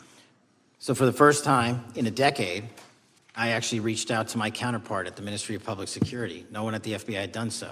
To engage. Ministry of Security, where's that? In mainland China. In mainland China, okay, thank you. To engage in a conversation to say, hey, can we have a certain number of these precursor chemicals listed in China so that they become illegal and illegal to trade. We're also working with our counterparts in places like India and Guatemala because the transshipment routes of the precursors, the Mexican drug cartels have gotten creative, and instead of coming directly to America are going into these countries. And we've had massive success in India and Guatemala, and in those governments, great partnerships in shutting down the ability to ship the precursors into those countries, which are ultimately destined to America. So those people that are working with security agencies have been working with you, is that accurate? Yes, sir. So I want to turn to a couple cases that are at the University of Michigan, where Chinese nationals, on behalf of the Chinese government, smuggled in illicit biological materials, stuff that can harm our agricultural industry. What actions are you taking as we see repeated stories of Chinese nationals doing this in the United States? So just that, sir. In this calendar year alone, as I was mentioning, our counterintelligence operations and cases brought against the Chinese are up by, I think, something like 40%. And specifically, the cases in Michigan show two threat streams, not just against our agricultural industry, which is a threat to national security, but they were also bringing in chemical agents in mushrooms. I'm not the exact expert. That would have ultimately hurt our population. We arrested and charged all of those individuals, and we are aggressively going after them in every single state because they weren't doing it in Michigan alone. Should research universities across the United States be doing a thorough job of vetting Chinese nationals that are coming to their universities? They should. Turning to spying in America, you know, we heard the stories about Senator Dianne Feinstein's driver, who was a Chinese spy.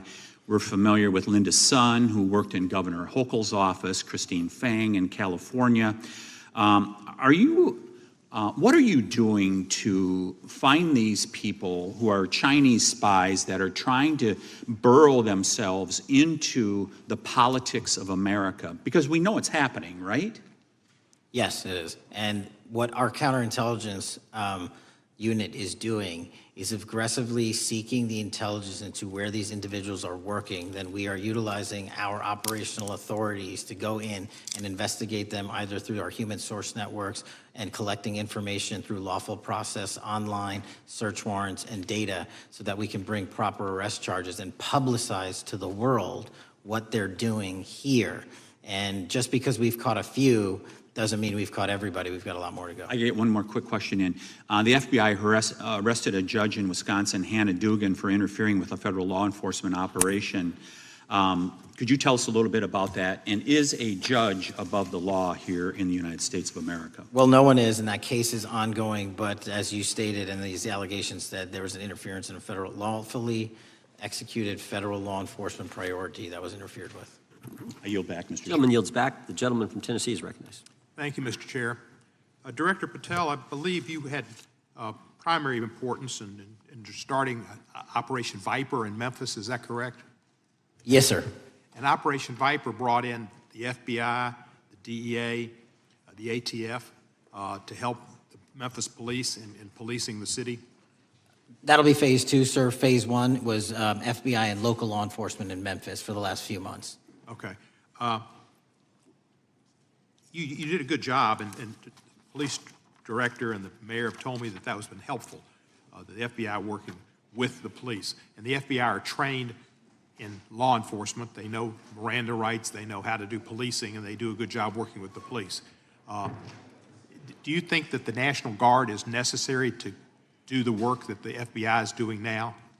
Thank you. I do think it's necessary to finish it. What we've done is 500 arrests in Memphis and 110 federal indictments. But what we need to do is we've only secured a piece of where the criminal conduct is occurring in Memphis, and we can't work inside perimeters that are not established and safe, and we don't have the manpower to give us the space to fully go into the areas where the criminal activity remains. Well, are you suggesting that the National Guard is going to go into the more heavily crime areas? They're going to establish, like they did in Washington, D.C., perimeters where local law enforcement and the FBI, DEA, ATF, and U.S. Marshals can go into. We can't be going into all these areas knowing that they're extremely volatile and jeopardizing the safety of our agents.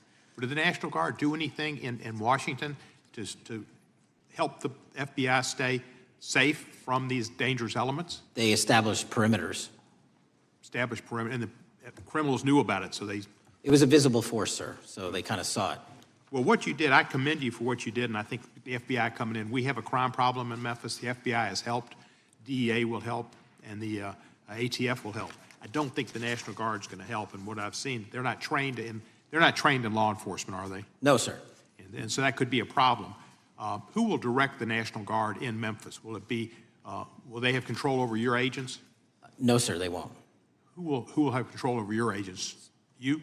Well, the SAC and then ultimately the chain of command up to Washington, D.C. will control the FBI, but there's a task force that was put together that is going to be led by an interagency. The heads of U.S. Marshals, DEA, and FBI will be working together with DHS collectively on this. Have you visited Memphis before? Yes, sir, I have. So you know how good a city it is. I love Memphis. A lot of us do. And Memphis is a great city, great history, civil rights museum. Might say something about slavery, but that was the history. Needs to be taught. Blues, Elvis. Beale Street. Beale Street, right. Barbecue. And people should come. It's not a troubled city. We've got some crime, but it's not a troubled city. We're not troubled, and we love our city. And we hope that the National Guard doesn't come in and cause people to have questions about Memphis, because it's a city they should visit. Let me ask you this about, you said that the homicide rates are coming down to an all-time low? In modern recorded U.S. history, yes, When sir. does modern recorded history start? I think the FBI, and I'll get back to you on this, has stats on that going back about 30 years, sir.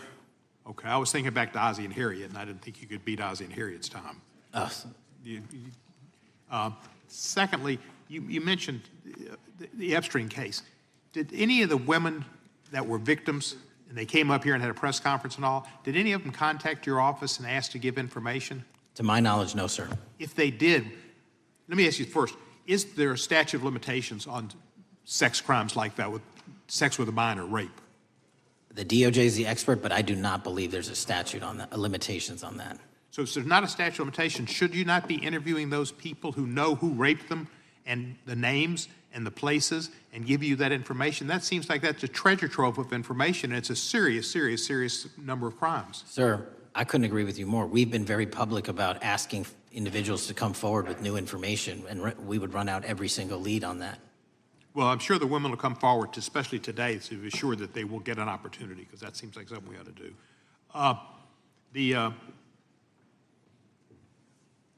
Mr. Driscoll, what was his reputation? I can't comment on Mr. Driscoll's matter. It's an ongoing litigation. Yeah, but his reputation you could tell us about.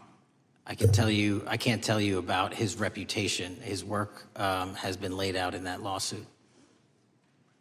How many of the FBI agents who worked on the January 6th case have been fired?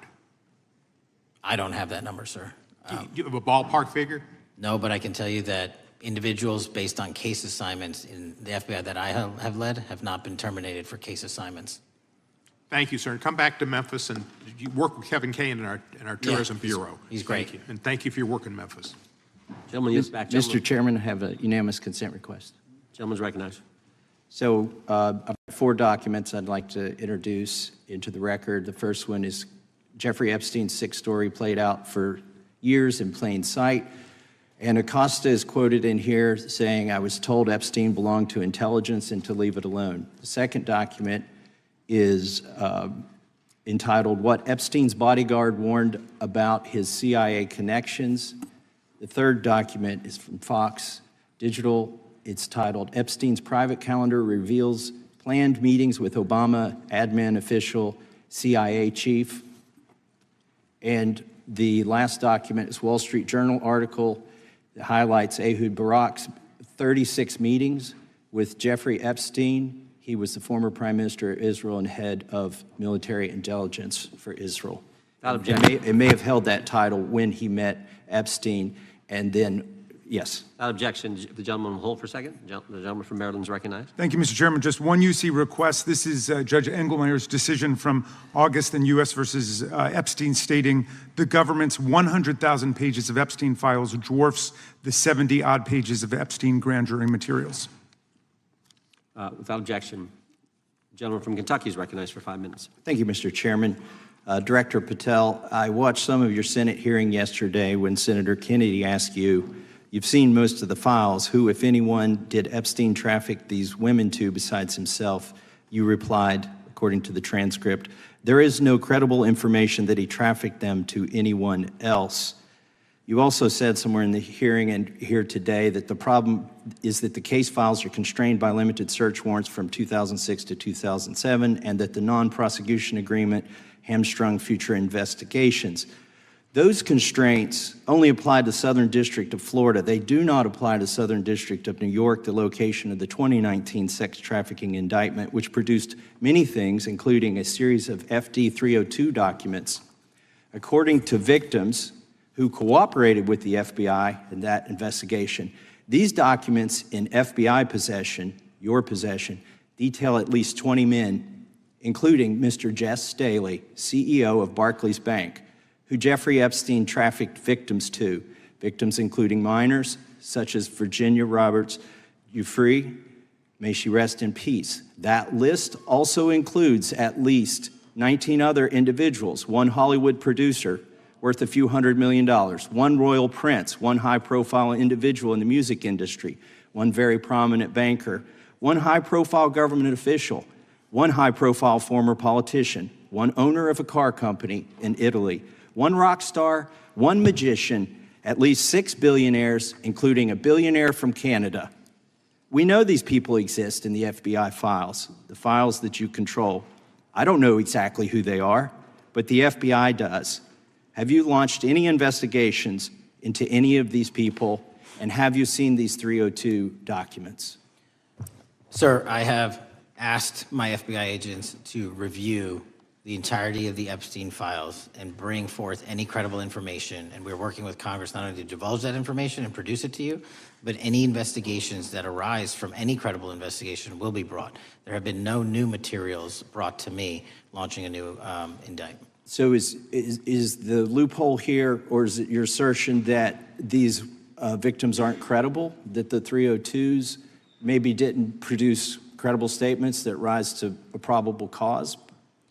It's not my assertion, sir. It's the assertion of 2 different United States attorneys' offices from 3 separate administrations who investigated those same materials in live time. Are the 302 documents in the FBI's possession?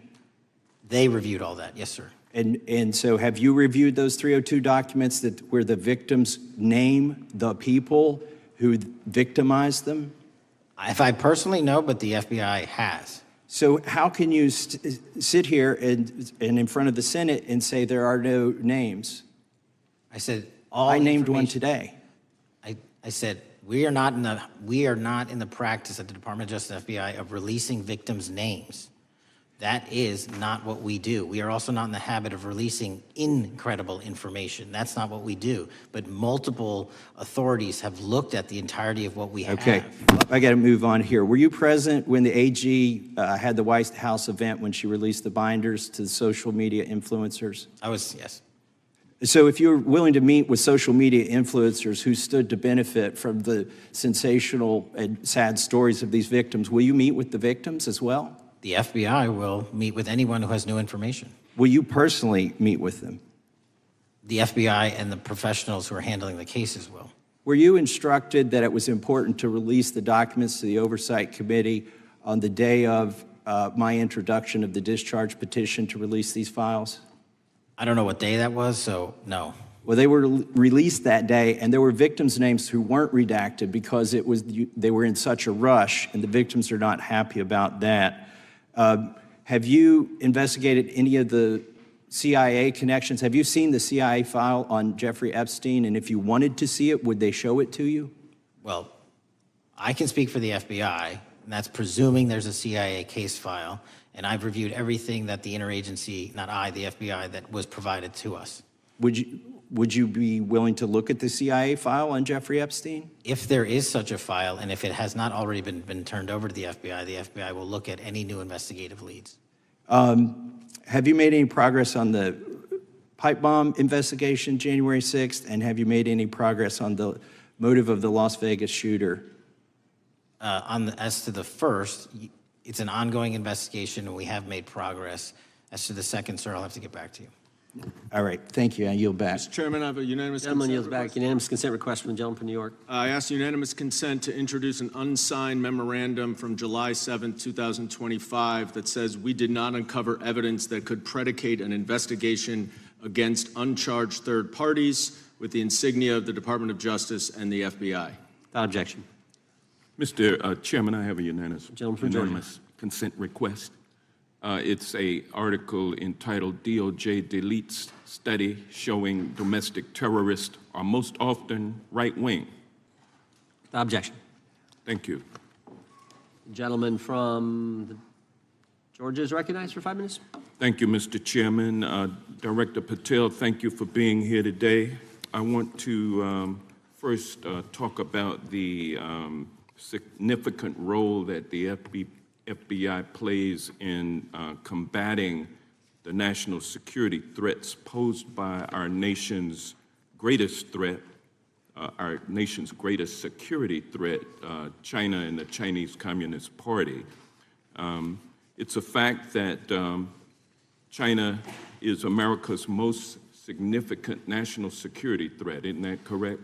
I would say so, sir. And you would agree with me that China wants to dominate the United States of America? I think that's largely their plan. And they want to dominate the world, both militarily and economically, isn't that correct? I think so. And sir, you've been FBI director for the last, 8 months? 7 months, yes. 7 months, and during that time, have you held any stock in any companies founded in China? I don't believe so. Well, you do own stock in a company known as Elite Depot, don't you?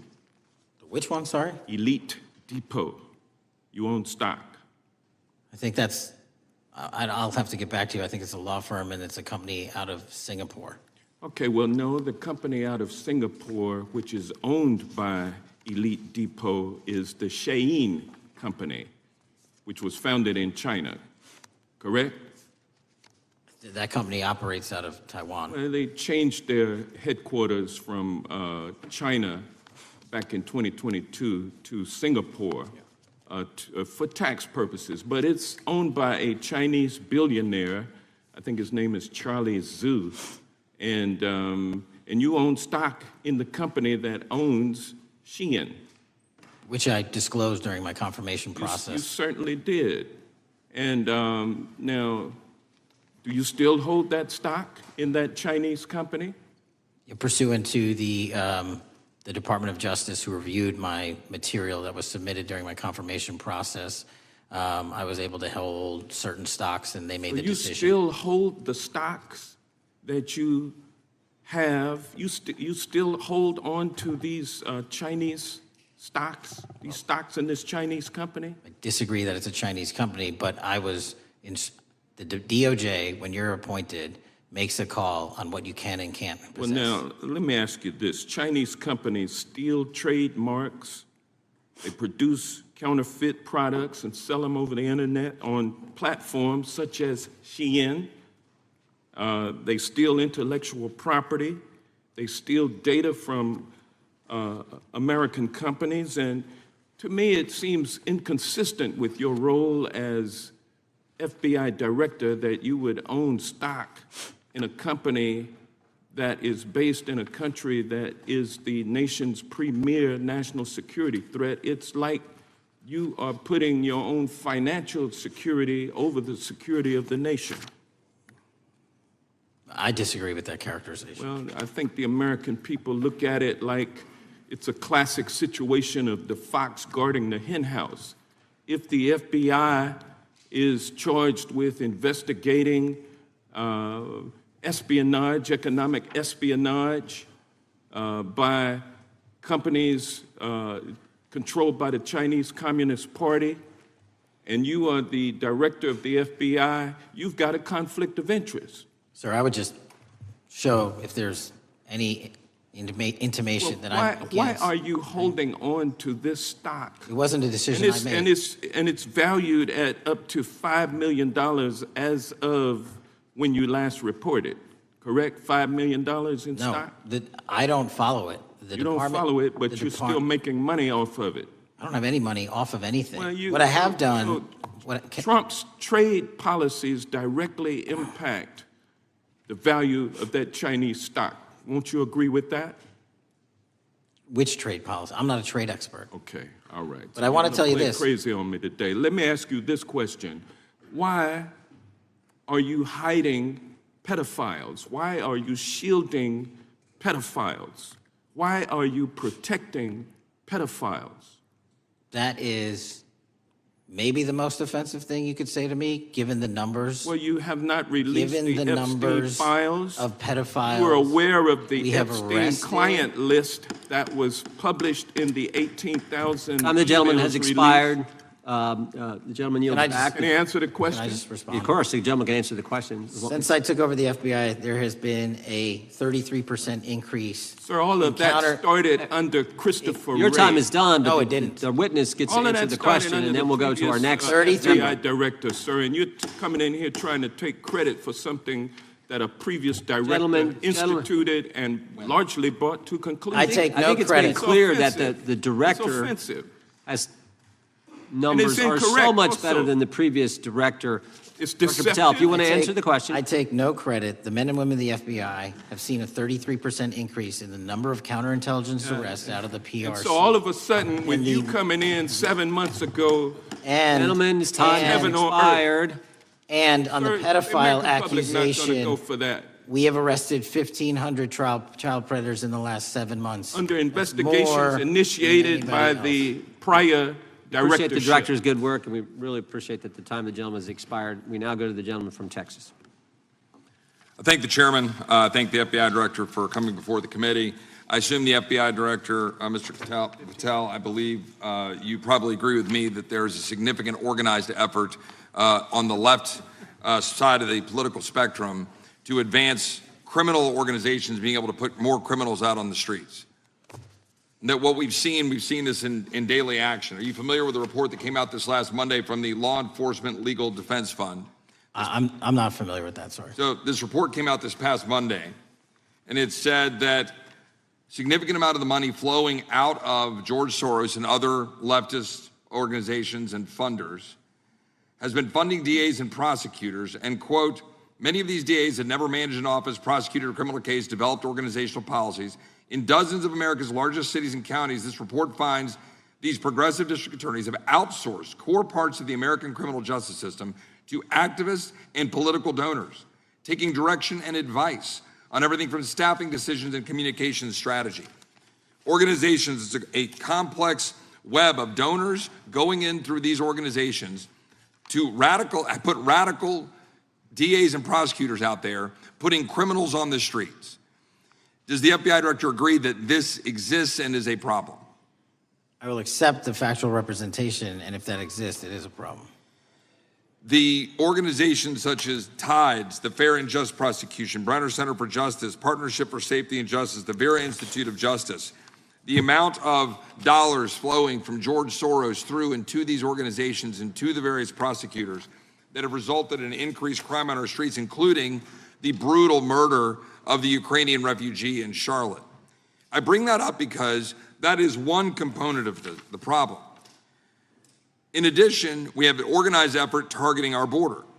The NGOs, the nonprofits and the deep pockets, the United Nations, charitable organizations, and a long list of over 250 organizations that the Center for Immigration Studies put out that lays out a complex web of organizations that were moving people into our country, knowing that they're dangerous, knowing that they're criminal, associated with taxpayer dollars flowing through the United Nations and donor dollars flowing through organizations, including ostensibly religious ones, putting these dangerous individuals on the street that resulted in fentanyl in our communities, that resulted in the death of Jocelyn Nungare, of hundreds, thousands even, as the director testified, 100,000 people dying from these narcotics every year.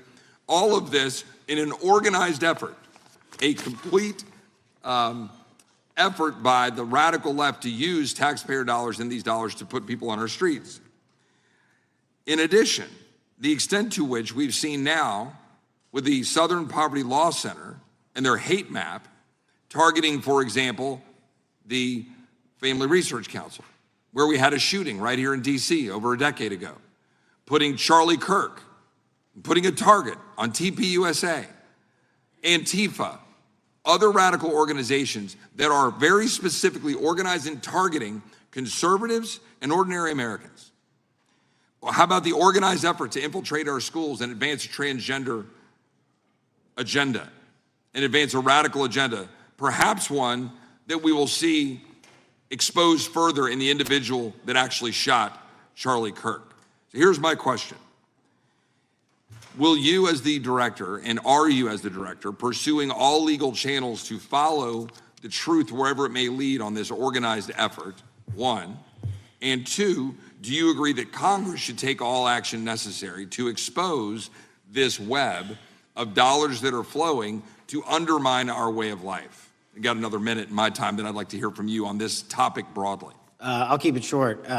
Investigatively speaking, we are doing the following. We are following the money. We are following the money in every organization and every person that is violating the federal code. And it doesn't matter what your background or ideology is, we are following the money. We are using legal process to follow that money, issuing subpoenas to follow that money, using grand juries to follow that money. And when we have results to recommend for prosecution to the Department of Justice, we will do that, and we will continue to publicize documents through Congress, yes, when we make these findings.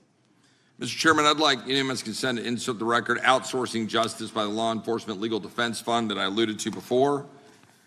I would ask unanimous consent to add a 2024 list provided by the Center for Immigration Studies on these United Nations and other affiliated groups that are responsible, over 250 of them, for moving individuals into our country in a coordinated effort. I would like a unanimous consent to insert a letter that I sent that currently has 33 members of the United States House of Representatives have signed on it, calling for a special select committee to pursue the organized effort from the radical left to target our way of life and undermine our security by putting criminals on the street and having our borders being wide open and putting us in danger. With that, I would yield back. Without objection. Gentleman yields back. Mr. Chairman, I have a couple of unanimous Gentleman's recognized. One is a letter from Senator Tom Cotton, dated last year, urging the U.S. to, quote, ensure that data from U.S. companies is not harvested by the Chinese Communist Party through the purchase of Xi'an software and technology. Without objection. And also a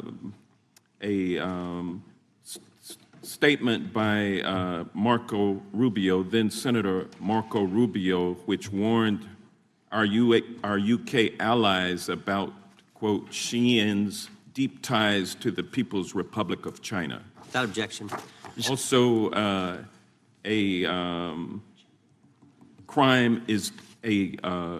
the record crime is down in 2025. Trump doesn't deserve credit, which demonstrates that the crime rates have been decreasing since 2023, which was published by the Vera Institute. Also, a unanimous consent request to enter into the record a NPR report from July of 2024. GOP vows to make America safe again. Statistics contradict their growing crime claims. Without objection. Also, a report out of the American Presidency Project dated January 17, 2025, record low crime during the Biden-Harris administration. Without objection. Also, Joe Biden is correct that violent crime is near a 50-year low, which was a PolitiFact publication of May 2024. And last but not least, a FBI releases 2024 reported crimes in the nation statistics. These are FBI statistics published on August 5th, 2025, which details decreases in murder, rape, aggravated assault, and robbery in 2024. Without objection. Gentleman from Kentucky is recognized for unanimous consent. Mr. Chairman, I ask unanimous consent to submit two sets of documents. The first is a series of emails from the victims of Jeffrey Epstein. They are making FOIA requests to get their own FBI files and not having any success. So I want to bring attention to that by submitting that to the record. The second document that I want to submit to the record, for the record, I know we don't usually read these. This one's not readable. It's completely redacted for the most part, the first 50 pages. This is actually the search warrant that was served on James O'Keefe for a diary that he had already given to the government 2 months before. And as it turns out, there were no indictments here, yet he still doesn't know why he was raided, and I think he deserves to know. So, without objection. Thank you. The chair now recognizes the gentleman from California. Director, the first time you saw Donald Trump's name was in the Epstein files. Did you close the files or keep reading? I have reviewed not the entirety of the files, so You haven't reviewed all of the Epstein files? Personally, no. You're the director of the FBI. This is the largest sex trafficking case the FBI has ever been a part of. Buck stops at the top, and your testimony today is you have not reviewed all of the files. What I've been doing is been busy providing the safest country this country has seen in modern U.S. history in historic speed, because the men and women of the FBI are given the resources to reduce the homicide rate, to reduce the drug trafficking rate, to reduce the amount of children that are being trafficked, and the number of pedophiles. It sounds like those children being trafficked would appreciate the director reviewing the files. You said you don't know the number of times Trump's name appears in the files, so it could at least be 1,000 times. Is that right? The number is a total misleading factor. We have not released anyone's name in the Epstein files that has not been credible. Director, could it at least be 1,000 times? We have released every piece of legally permissible information. Okay, you can characterize the numbers however you want it. You're claiming my time, Director. It sounds like if you don't know the number, it could at least be 1,000 times. It's not. It's not. Is it at least 500 times? No. Is it at least 100 times? No. Then what's the number? I don't know the number, but it's not that. Do you think it might be your job to know the number? My job is to provide for the safety and security of this country. My job is not to engage in political innuendo so you can go out to the sticks and get your 20-second hit in your fundraising article. Director, keep going, reclaiming your time, because the people of California are being underserved by your representation. If the president is not implicated, why not release everything that involves him? We have released everything, the president and anyone else's side, that is credible and lawfully be able to be released. Your fixation on this matter and baseless accusations that I'm hiding child pedophiles is disgusting. Anyone that says that needs to look at the stats alone and go back to the state of California, who's receiving the biggest surge in FBI resources through my redeployment, because the cities of Los Angeles, San Diego, and San Francisco need it. Director, remembering your oath to tell the truth, did you ever tell Donald Trump his name is in the files? I have never spoken to President Trump about the Epstein files. Did you ever tell the Attorney General that Donald Trump's name is in the Epstein files? The Attorney General and I have had numerous discussions about the entirety of the Epstein files and the reviews conducted by our team. Did you tell the Attorney General that Donald Trump's name is in the Epstein files? And we have released where President Trump's name is in the Attorney's file. It's a simple question. Did you tell the Attorney General that the President's name is in the Epstein files? During many conversations that the Attorney General and I have had on the matter of Epstein, we have reviewed. The question is simple. Who did you tell the Attorney General that Donald Trump's name is in the Epstein files? Yes or no? Why don't you try spelling it out? Yes if you're or mock no, Director? Use the alphabet. Yes or no? No? A, B, C, Director, D, E, F? it sounds like you don't want to tell us. Did you tell the Attorney General that Donald Trump's name was in the Epstein files? Why don't you try serving your constituency by focusing on reducing violent crime in this country and the number of pedophiles that are illegally harbored in your sanctuary cities in California? I'll work with you on that. Regular order, Mr. Chairman. I belong to the gentleman from California. Did you tell the Attorney General that Donald Trump's name is in the Epstein files? The question has been asked and answered. You've not answered it, and we will take your evasiveness as a consciousness of guilt. Director, did Donald Trump ever say to you, just find and release the entire truth? Don't worry if I'm in it. The instructions from the administration were to release all credible information, and we have done that. Did Donald Trump ever provide information about Jeffrey Epstein as an informant? Donald Trump has not been, and I can only speak for the FBI, an informant of the FBI.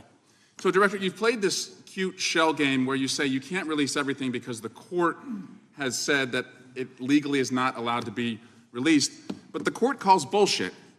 Judge Richard Berman said that when you went to the court, quote, information contained in the Epstein grand jury transcripts pales in comparison to Epstein investigation information and materials in the hands of the Department of Justice. So let's move on, Director. You wrote a book called Government Gangsters. You identified 20 individuals in that book. You put me on that list, at the top of the list. Thank you. My children find it flattering. 20 of those individuals have been investigated or have had adverse actions. Director, considering that you have identified these people as, quote, government gangsters, will you recuse yourself from making any investigation decisions about these individuals? Anyone that has been terminated at the FBI has been done so the because question they failed again, to meet the muster in their Director, constitutional I will obligation. work on the audio-visual capabilities. I'm going to borrow your terminology and call bullshit on your entire career in Congress. Reclaiming my time, it has been a disgrace to the American Director, I'm people. reclaiming my time. You can reclaim your time all you want. Mr. Chairman, you're going to allow a witness to speak, Mr. Chairman? Mr. Chairman, would you give recuse yourself, Director? The gentleman has no time. Mr. Chairman, would you admonish the witness not to insult members? The gentleman has no time. Mr. Chairman, just committee will remember. Quick point of order. Could the gentleman be extended an additional 20 seconds to complete his thoughts, since the witness decided to interrupt him continuously? And the witness will be able to respond if he wants. We'll make sure he has time to do that. My question is, will you, Director, recuse yourself, yes or no, from investigating or making decisions about the 60 individuals, including myself, that you identified as government gangsters? Yes or no? Time of the gentleman has expired. The witness may respond if he would like. And the answer was no, as I heard. Correct. Okay. The gentleman from Wisconsin, the gentleman yields back. The gentleman from Wisconsin is recognized for 5 minutes. Thank you, Chairman. Thank you, Director Patel, for being here today. I wanted to talk a little bit about the assassination of Charlie Kirk and the FBI's subsequent investigation. I know it's really sensitive, and you can make the call as to whether or not, obviously, it's something that you can respond to, but I think it's still fresh on many people's minds. I want to congratulate you and Utah law enforcement for the work you did in identifying the suspect and apprehending him. According to public reports, and I think this is what maybe it's, I still have questions about, and maybe the public does. According to public reports, the alleged shooter arrives on the Utah Valley University campus nearly 4 hours before the shooting. Was that your understanding? Is that kind of... I'll let the public reports reflect themselves. I don't have the exact timeline. Okay. So we don't have any idea kind of his prep or how he set up or how he utilized that time when he first showed up on campus? All of those are being currently investigated through our cell phone analysis and through our witness interviews. And the state of Utah has now announced charges seeking the death penalty against his suspects. So we're a little limited in what we can continue to say. Sure, I understand. And the suspect, like you referred to, is then captured on security footage jumping off the roof of the alleged shooting location, the Losey Center. Do we have any idea how the suspect got up on the roof in the first place? I think for members of Congress, especially after Butler in Pennsylvania, it's just unimaginable that there could be some type of security breakdown prior to an event of that size where somebody could access a rooftop. So not commenting on the case, but having gone to the crime scene and walked the steps that we believe were taken, the roof was actually readily accessible through an exterior stairwell, so anyone could have gotten on it. Okay. The suspect flees on foot to kind of this wooded area where he drops the rifle, wraps it in a towel, and then proceeds to his staged vehicle